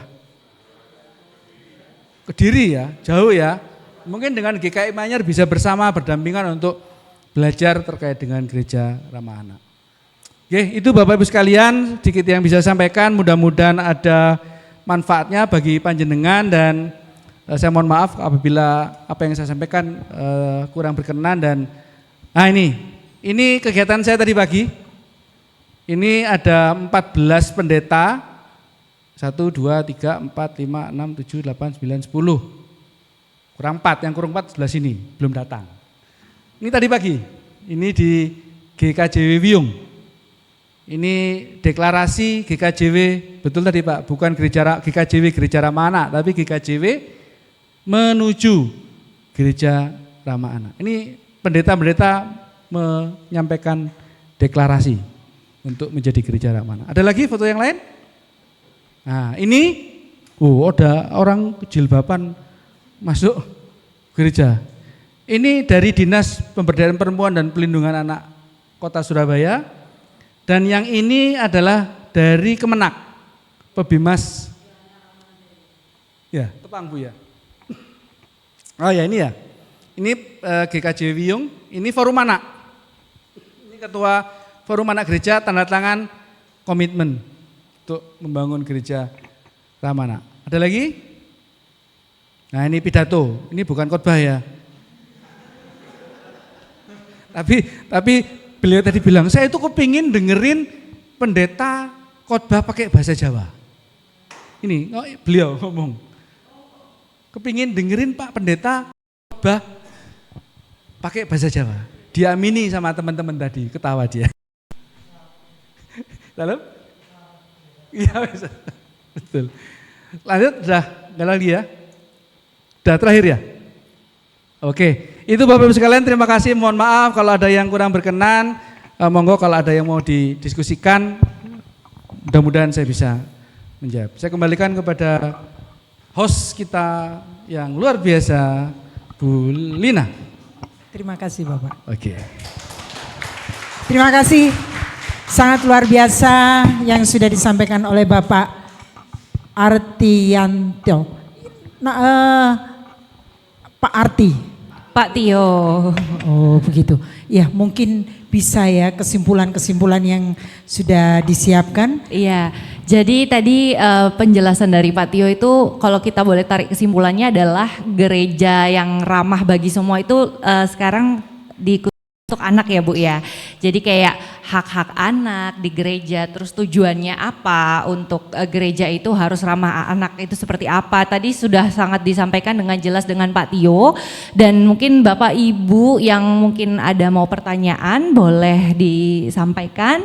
Mungkin kita boleh tanya jawab dengan Pak Tio ya Pak ya. Ya silakan.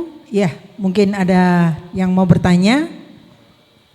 Mungkin dari adik-adik. Mungkin dari adik-adik, Naomi, Alvaro mungkin. Nah, ini yang paling kelas kecil ya.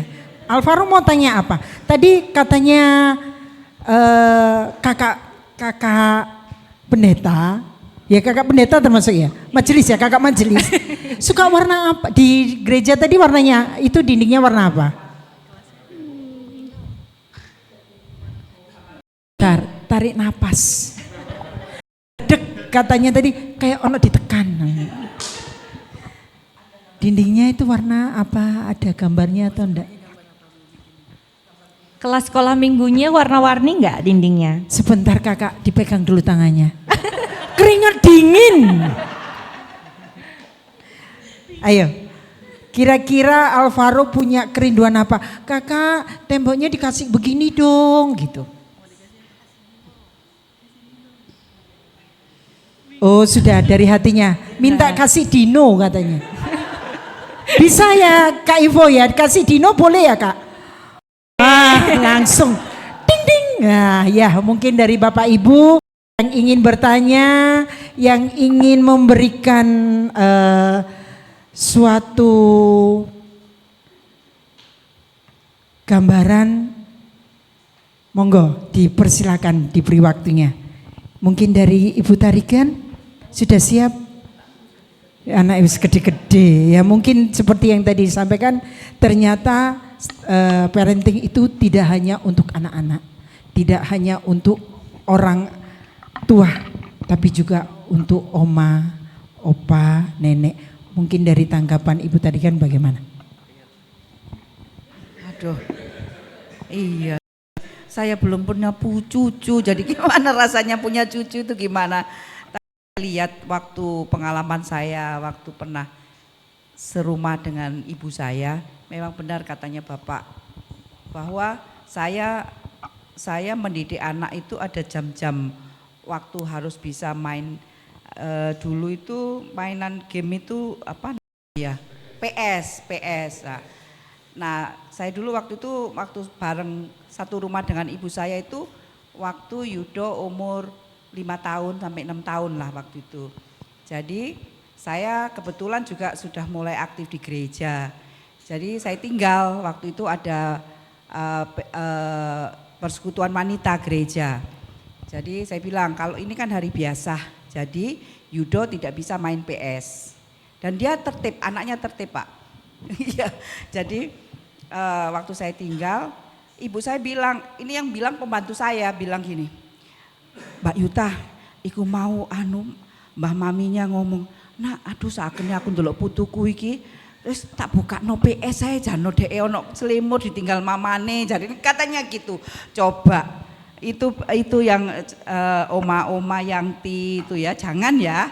Kalau sudah orang yang ngasih rule, kasih aturan, jangan dirubah-rubah ya.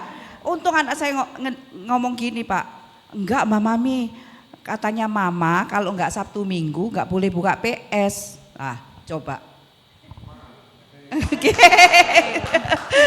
gitu. Terus zamannya anak saya yang perempuan juga begitu. Waktu itu saya boleh membawa HP itu kalau hari Sabtu Minggu aja. Nah kalau jangankan oma opanya ya, budenya kadang-kadang juga merusak itu.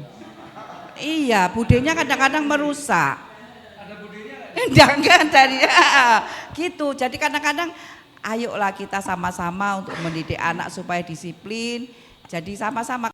Ada saya sama Bude, nggak apa-apa Mia, nggak apa-apa. HP-nya Bude dia. Gitu. Tapi puji Tuhan saya selama ini punya anak-anak yang bisa dikasih pengertian. Itu mungkin pengalaman saya pada saat anak-anak saya waktu masih kecil gitu. Jadi memang kelihatannya agak jahat gitu ya, straight gitu. Tapi itu ya memang harus ada waktu-waktu tertentu anak boleh main game, anak boleh bawa HP. Tapi setelah corona ini yang saya membuat waktu itu Mia waktu itu corona mau nggak mau harus megang HP. Itu juga salah satu Pak. Kenapa saat ini anak-anak begitu keterikatan dengan gadget itu salah satunya itu mungkin Pak. Pada saat itu belajar mau nggak mau bawa HP. Jadi akhirnya kebablasan sampai sekarang. Itu mungkin pengalaman saya, mungkin akan ditambah oleh yang lain. Ya, terima kasih. Mungkin ada yang lain Bapak Ibu di dalam hati mungkin ada pertanyaan. Mungkin saya dulu ya. Oh iya, boleh Pak. Bapak Ibu sekalian, kalau kita sekarang bicara fenomena gadget, itu sebetulnya kita nggak bisa hanya bicara anak-anak. Nggak bicara anak-anak saja. Anak-anak yang sudah sepuh itu pun juga gitu.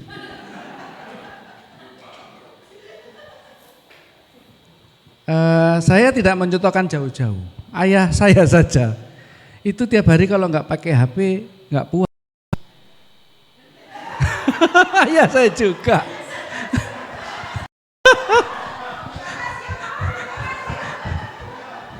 Ya harus diakui juga begitu ya.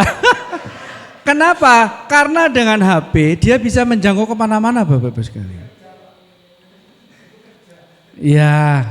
Iya Pak, untuk kerja, betul dan saya nggak tahu, katanya ada bilang ini suatu desain besar yang membuat dengan COVID itu seakan-akan orang akhirnya teralih untuk tergantung sama gadget. Ini kalau bicara katanya teori konspirasi, COVID itu dibuat sedemikian rupa, misalnya gitu, ini katanya agar semua tergantung. Tetapi Bapak-Ibu sekalian, kami pun di pekerjaan itu sekarang memang diarahkan semuanya untuk bicara terkait dengan gadget. Wong sekarang aja diajari gimana bukan menyelesaikan pekerjaan dengan baik, bagaimana membuat prompt dengan baik supaya bisa mendapatkan jawaban respon dengan AI, gitu kan? Itu pegawai negeri itu sudah disuruh gitu juga Bapak Ibu sekalian. Webinar pelatihan bagaimana menggunakan AI untuk pekerjaan, membuat telah sampai seperti itu. Nah akhirnya kita bicaranya bahwa kita jangan lagi bicara anak-anak kita. Karena kita pun sendiri sekarang sudah didorong untuk memanfaatkan gadget. Rapat-rapat kalau enggak dengan Zoom enggak bisa. Apalagi sekarang isunya efisiensi, maka kita bicaranya dengan dengan daring. Nah sekarang permasalahannya adalah kalau misalnya anak-anak saja gak cukup, karena mbah-mbahnya, ayah ibunya juga pegang gadget. Nah konsistensi ini bukan gadgetnya sekarang yang bermasalah, tetapi adalah konten apa yang kita ambil dari gadget. Mau bayar aja pakai gadget Bapak Ibu sekalian. Sekarang bayar untuk apa? Seperti yang tadi saya bilang, tadi saya lihat di kursi itu ada QRIS kan? Untuk apa QRIS? Persembahan. Kalau di GKJW itu namanya apa? Bahasa Jawa itu apa? Rembos. pisungsung atau rembos. Itu sudah nggak pakai gini lagi, pakai kris. Berarti kan kita sudah terpapar semua nih Bapak Ibu sekalian. Berarti ketika bicara gadget bukan lagi alatnya, tetapi apa yang kita akses atau apa yang ada di dalam gadget kita. Bukan gadgetnya. Jadi bukan gadgetnya sekali lagi. Jangan sampai kita menyalahkan gadgetnya. Tapi kita harus pastikan apa yang ada di gadget. Karena di sini ada dosa, ada doa, ada dosa, ada Alkitab. Semua di sini Bapak Ibu sekalian. Kalau orang Kristen pasti ada Alkitabnya pasti.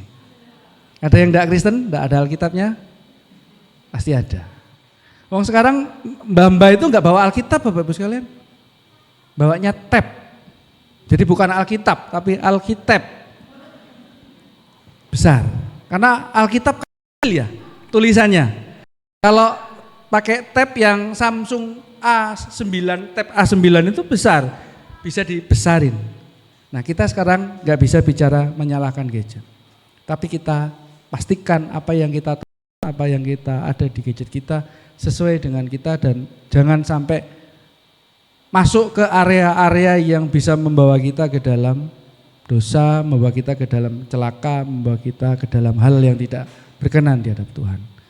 Itu yang terpenting. Mungkin tambahan buat kita semua dan juga untuk saya.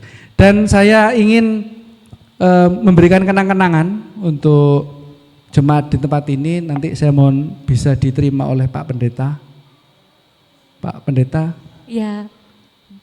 Monggo saya mau menyerahkan kenang-kenangan Pak. Diaturi ke depan. Saya sudah niatkan untuk membawa buku.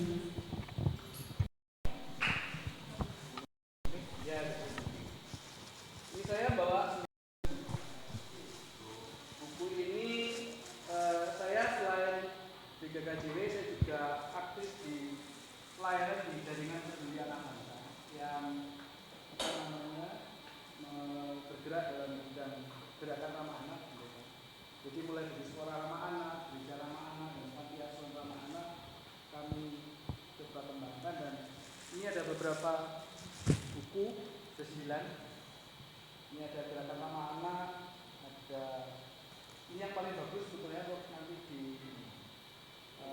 kurikulum sekolah minggu bermuatan konvensi anak nanti bisa dibagikan dan dimanfaatkan oleh para pelayan, para guru sekolah minggu berkenan nanti bisa dimanfaatkan di DKI. Ya, beri tepuk tangan. Terima kasih.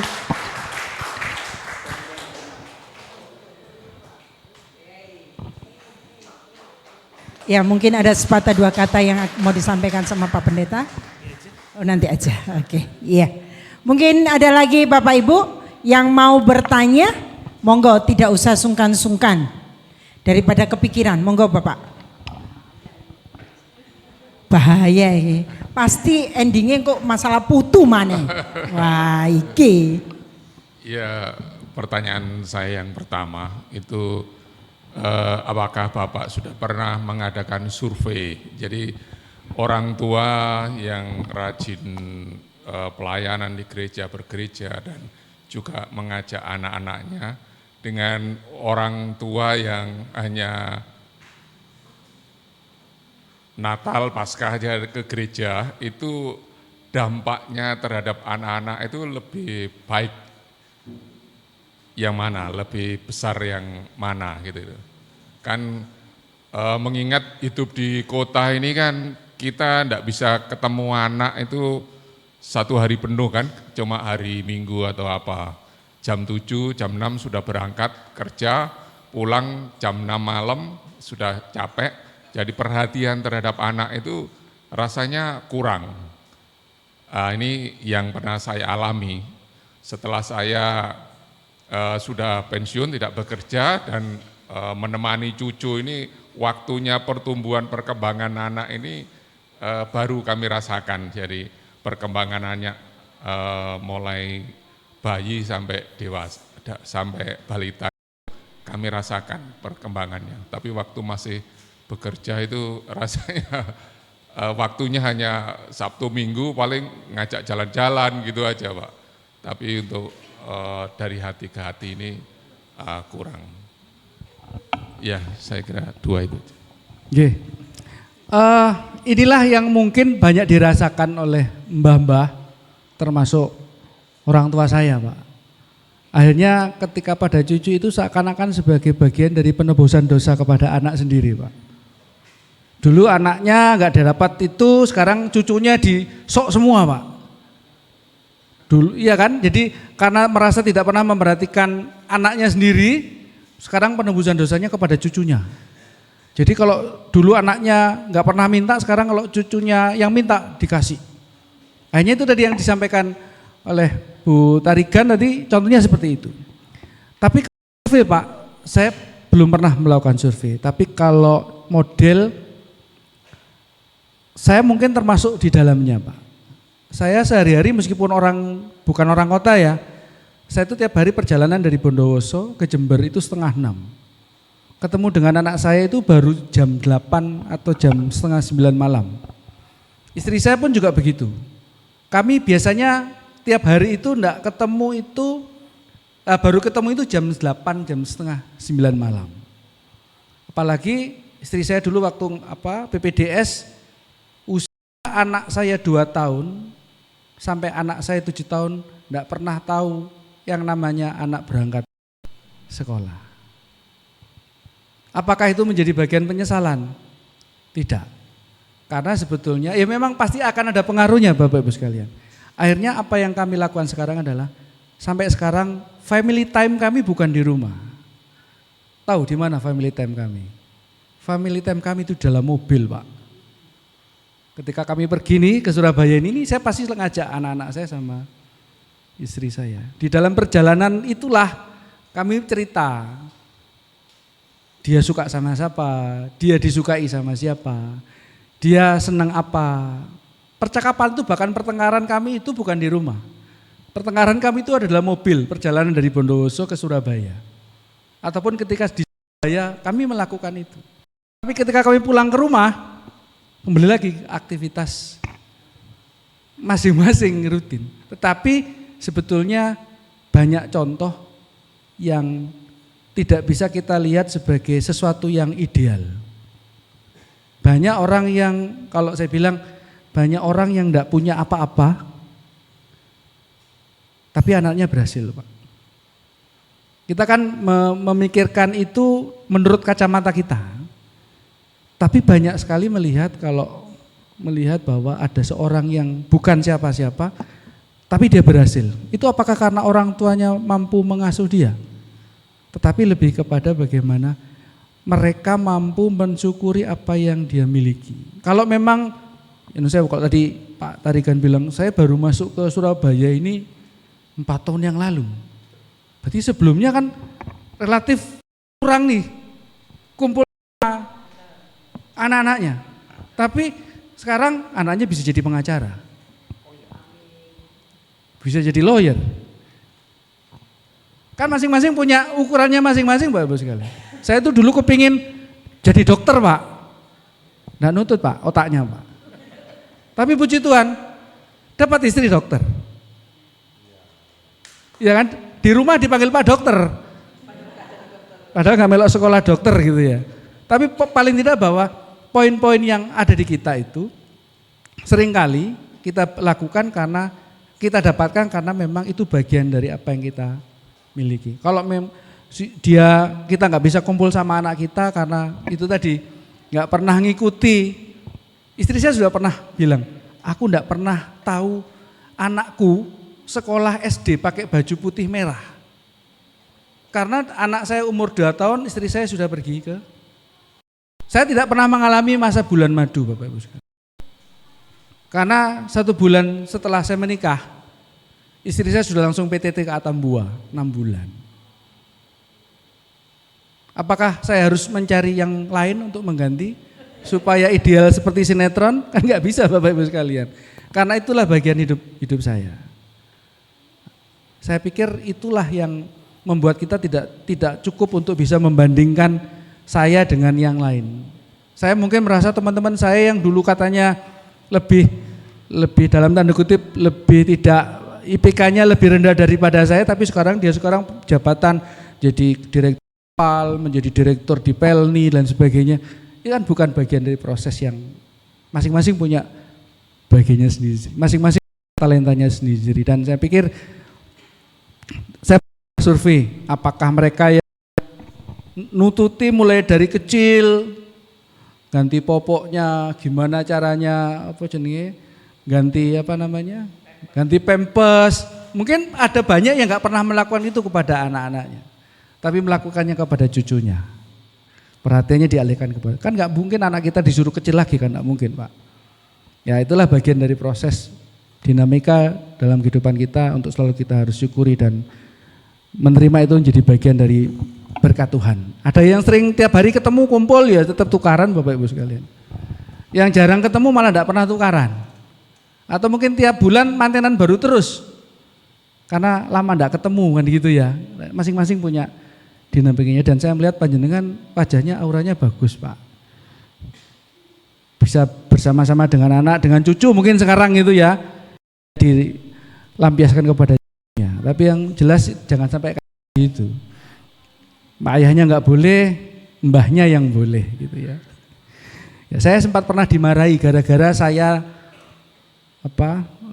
nggak kasih makan anak saya pernah Pak. Karena anak saya nakal, saya nggak kasih makan. Saya kurung di dalam.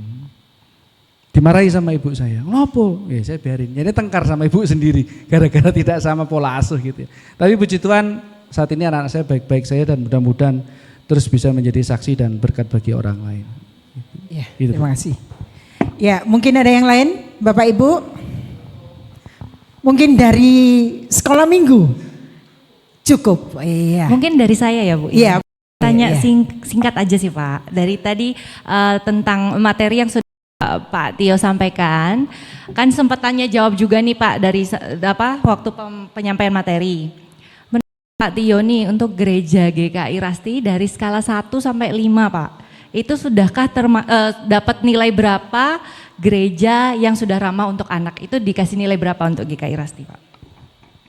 Ya, saya harus bilang kalau GKI saya berani kasih nilai 4. Wah luar biasa, minta tepuk tangannya dong Ya, Pak Ibu. kenapa 4? Karena setahu saya ini kan termasuk gereja yang di bawah PGI ya. Kalau GKI itu kan termasuk di bawah PGI ya, GPIB, GKJW. Sepemahaman saya, indikator yang tadi saya tunjukkan itu semuanya sudah ada di panjenengan. Sudah ada di panjenengan sebetulnya. Cuman belum dalam bentuk dokumen untuk melakukan pembuktian. Tapi kalau strukturnya itu sudah ada. Menurut saya kalau 1 sampai 5 kurang. Kurang. Apa Pak? 1 Sampai 10 paling enggak dia 8. Oke. Untuk bisa mengembangkan supaya bisa lebih dan mendeklarasikan diri sebagai mau jadi 9 harus deklarasi gereja ramah anak seperti yang di gereja JW Wiyung tadi bersama-sama dengan GKI Manyar. Oke, terima Gitu kasih ya. Pak. Tepuk tangan untuk GKI penilaiannya. Rungkut Asri. Terima kasih. Baik. Mungkin ada yang lagi? Yang di belakang ada Kak Nining, ada Bu Deborah. Iya.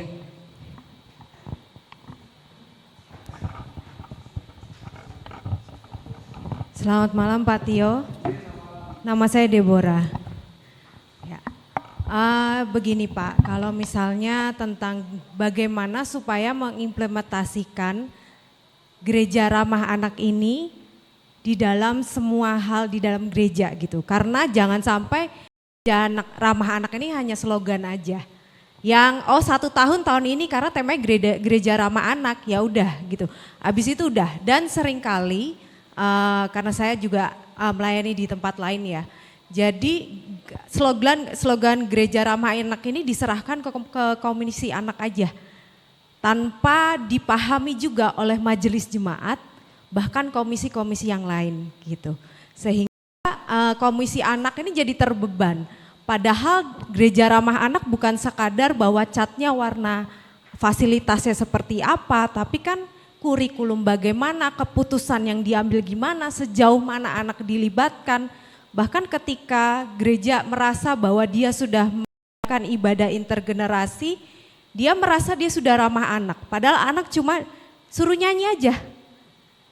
Khotbahnya dia nggak ngerti, tata liturginya mungkin terkesan kaku dan sebagainya. Nah itu gimana Pak? Jadi misalnya untuk kami yang baru mau menuju ke sana, sebenarnya fondasi awal selain talk show seperti ini apa sih Pak yang harus kami lakukan terlebih dahulu, yang mungkin itu by system dari entah majelis jemaat atau komisi-komisi yang bisa kami lakukan secara bersama-sama untuk menuju ke situ yang awalnya. Terima kasih Pak Tio. Iya, makasih Bu Kak Deborah. Pertanyaan itu muncul di tempat kami 2019. Karena ketika bicara gereja Ramana itu kesannya as a program, as project. Tiap tahun ya sudah selesai. Padahal sebetulnya kalau kita bicara gereja Ramana itu kita harus masuk pada sistemnya, strukturnya. Ada pemahaman yang sama terkait dengan gereja Ramana. Sepakat, dulu kalau ngomong gereja Ramana tugasnya komisi pembinaan anak dan remaja saja. Padahal kalau misalnya adik-adik ingin dibangunkan toilet misalnya, itu apakah komisi anak yang membangun? Siapa yang membangun? Sarpras. Kalau misalnya anak-anak kepingin dilakukan pemeriksaan kesehatan, siapa yang melayani? Apakah KPAR atau komisi anak? Kasbal. Apa yang disampaikan Bu Deborah itu adalah inti dari pembahasan kita tentang gereja Ramana. Bukan hanya bicara GKI Rungkut Asli menuju gereja Ramana, bukan. GKI Manyar sudah mencoba membangun itu dengan memberikan pertemuan kita nggak cukup kalau mau bicara apa yang harus kita lakukan. Kita hanya masih bicara knowledge-nya saja. Kalau kita mau bicara lagi detailnya Bapak Ibu sekalian, kita butuh waktu paling tidak 3 hari. Untuk ngomongin mulai dari awal, karena kami kan belum tahu, saya belum tahu di Rungkut Asri ini secara strukturnya itu apa saja. Komisi pelayanannya apa saja. Komisi anak ada enggak? Atau apa istilahnya di sini? Apa? Komisi anak. Selain komisi anak ada komisi apa lagi? Pemuda dan remaja. Apa lagi? Komisi dewasa. Apa lagi? Dewasa lansia. Apa lagi? Kespel. Apa lagi? Hah? Suka duka. Banyak sukanya tuh Pak dukanya nih komisi. Selain itu apa lagi? Diakonia, apa lagi? Musik liturgi. Nah, dari semua itu Bapak Ibu sekalian, apakah ada yang tidak berkontribusi terhadap gereja Ramah Anak? Semua komisi itu punya bagiannya di dalam gereja Ramah Anak.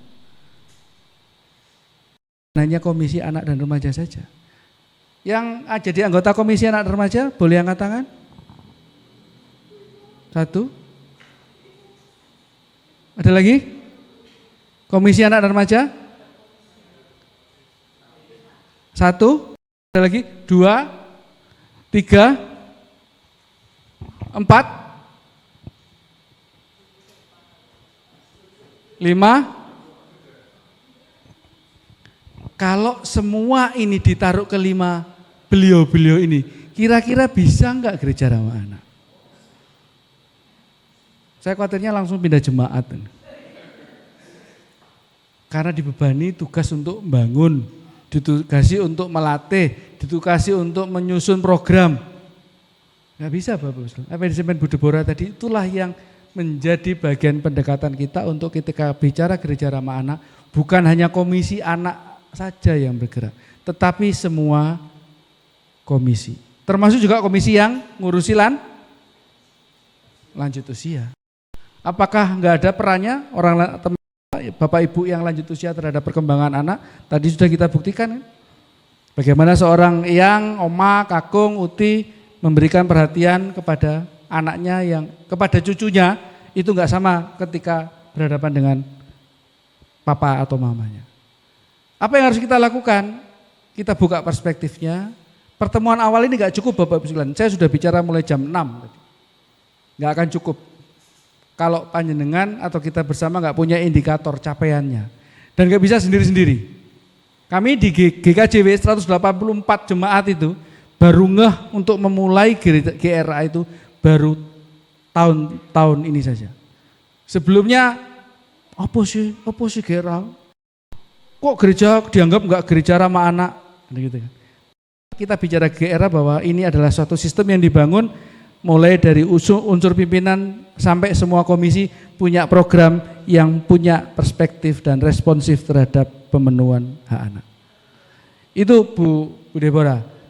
Gak cukup kita bicara, harus action, dan saya nanti usulkan ke Pendeta Hendra untuk bisa masukkan teman-teman Rungkut Asri untuk bisa gabung dengan teman-teman di GKI Manyar untuk pengembangan gereja ramah anak. Mereka juga sudah memulai untuk itu bersama-sama.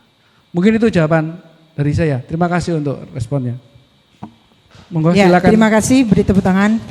Ya, mungkin ada lagi, satu lagi aja, terakhir pertanyaan. Yang biasanya mengangguk-mengangguk itu ada pertanyaan kelihatannya. Bapak Didit ya.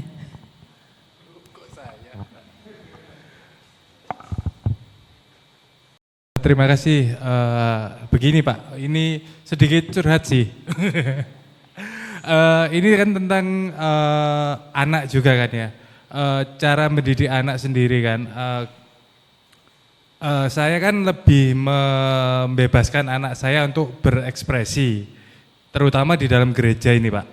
Sedangkan untuk bundanya sendiri itu sering mengekang anaknya, jangan gini, jangan gitu, jangan gini. Ini.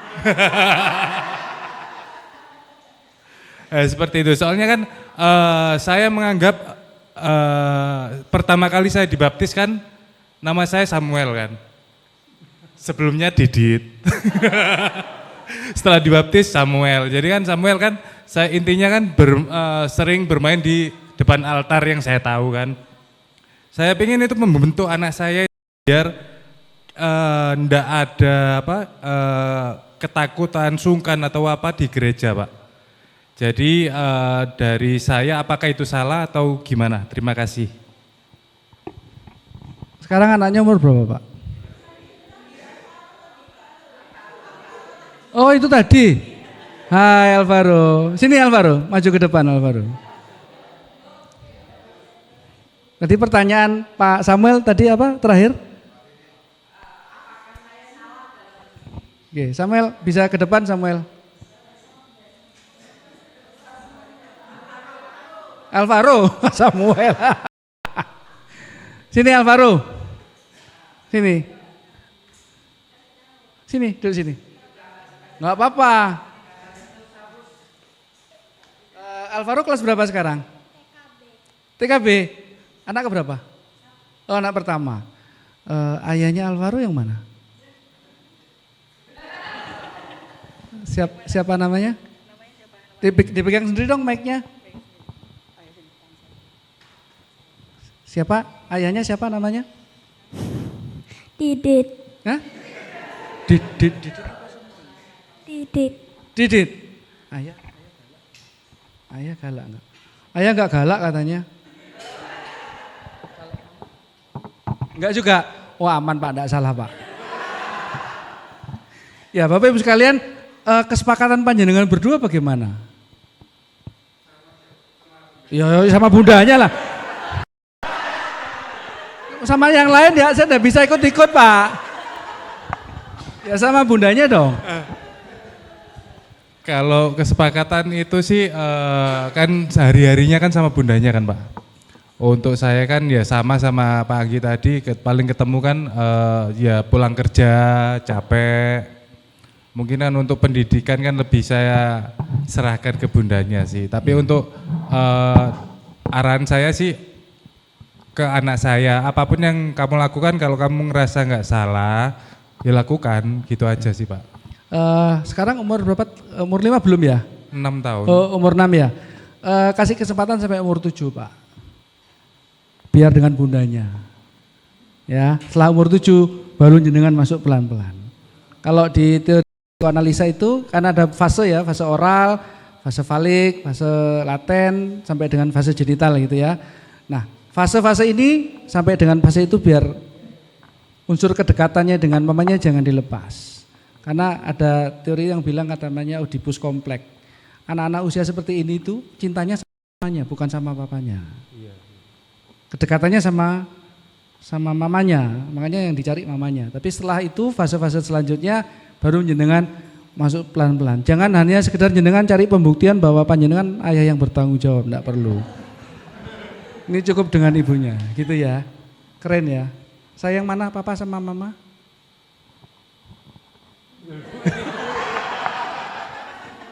Nah, sayang sama dua-duanya. Ya, gitu ya. Gitu ya Pak Didit ya. Nanti kalau kurang puas selesaikan di rumah. Oke, gitu. Terima kasih ya, makasih ya. Keren ya.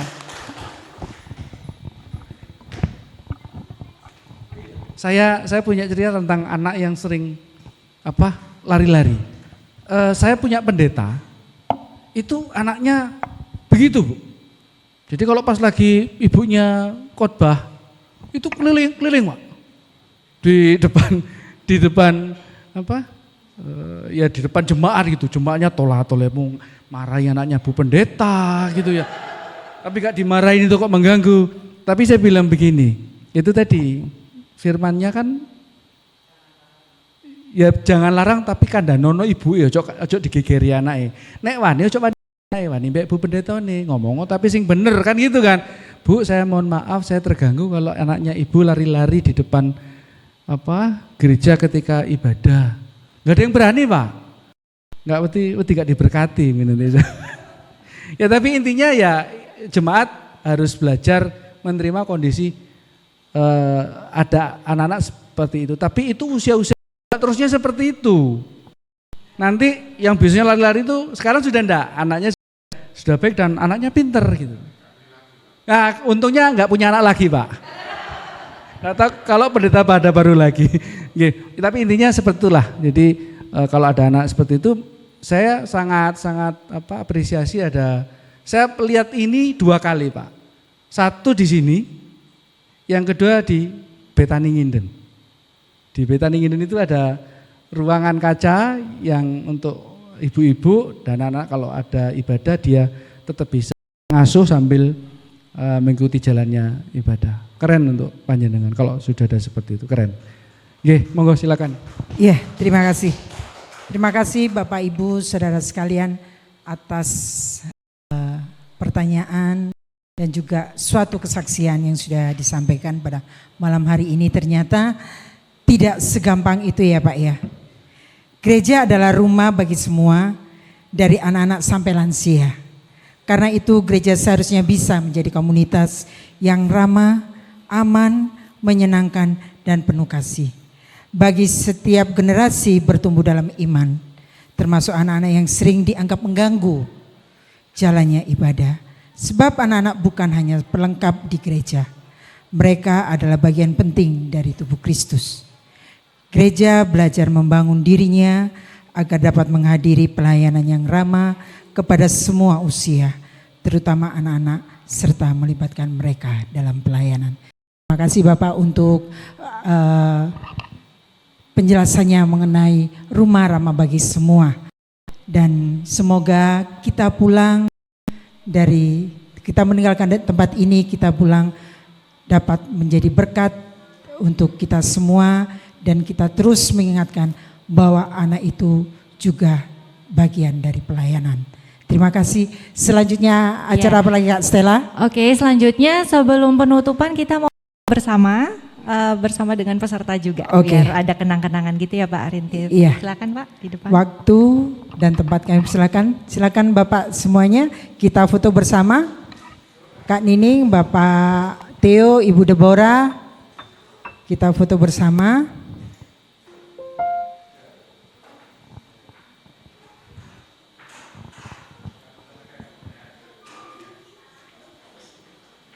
Mari Bu Muji, Bu Deli, silakan.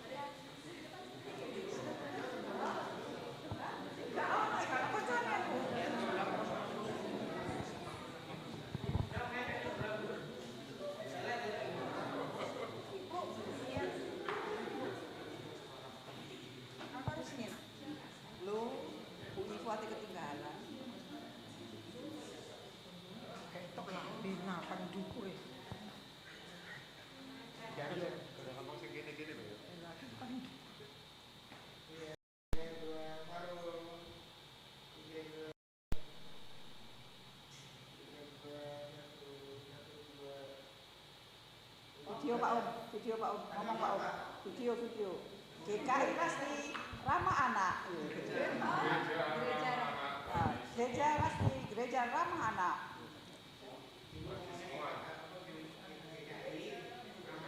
Oh ya, yang lainnya ramah anak ya, oke. GKI Rasti, Gereja Ramah Anak. Gereja Ramah Anak.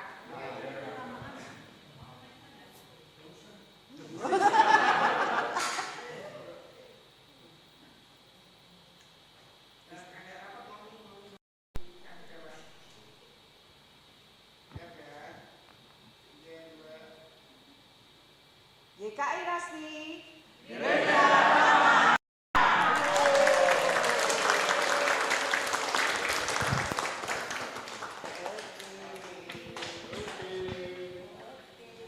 Silakan duduk kembali.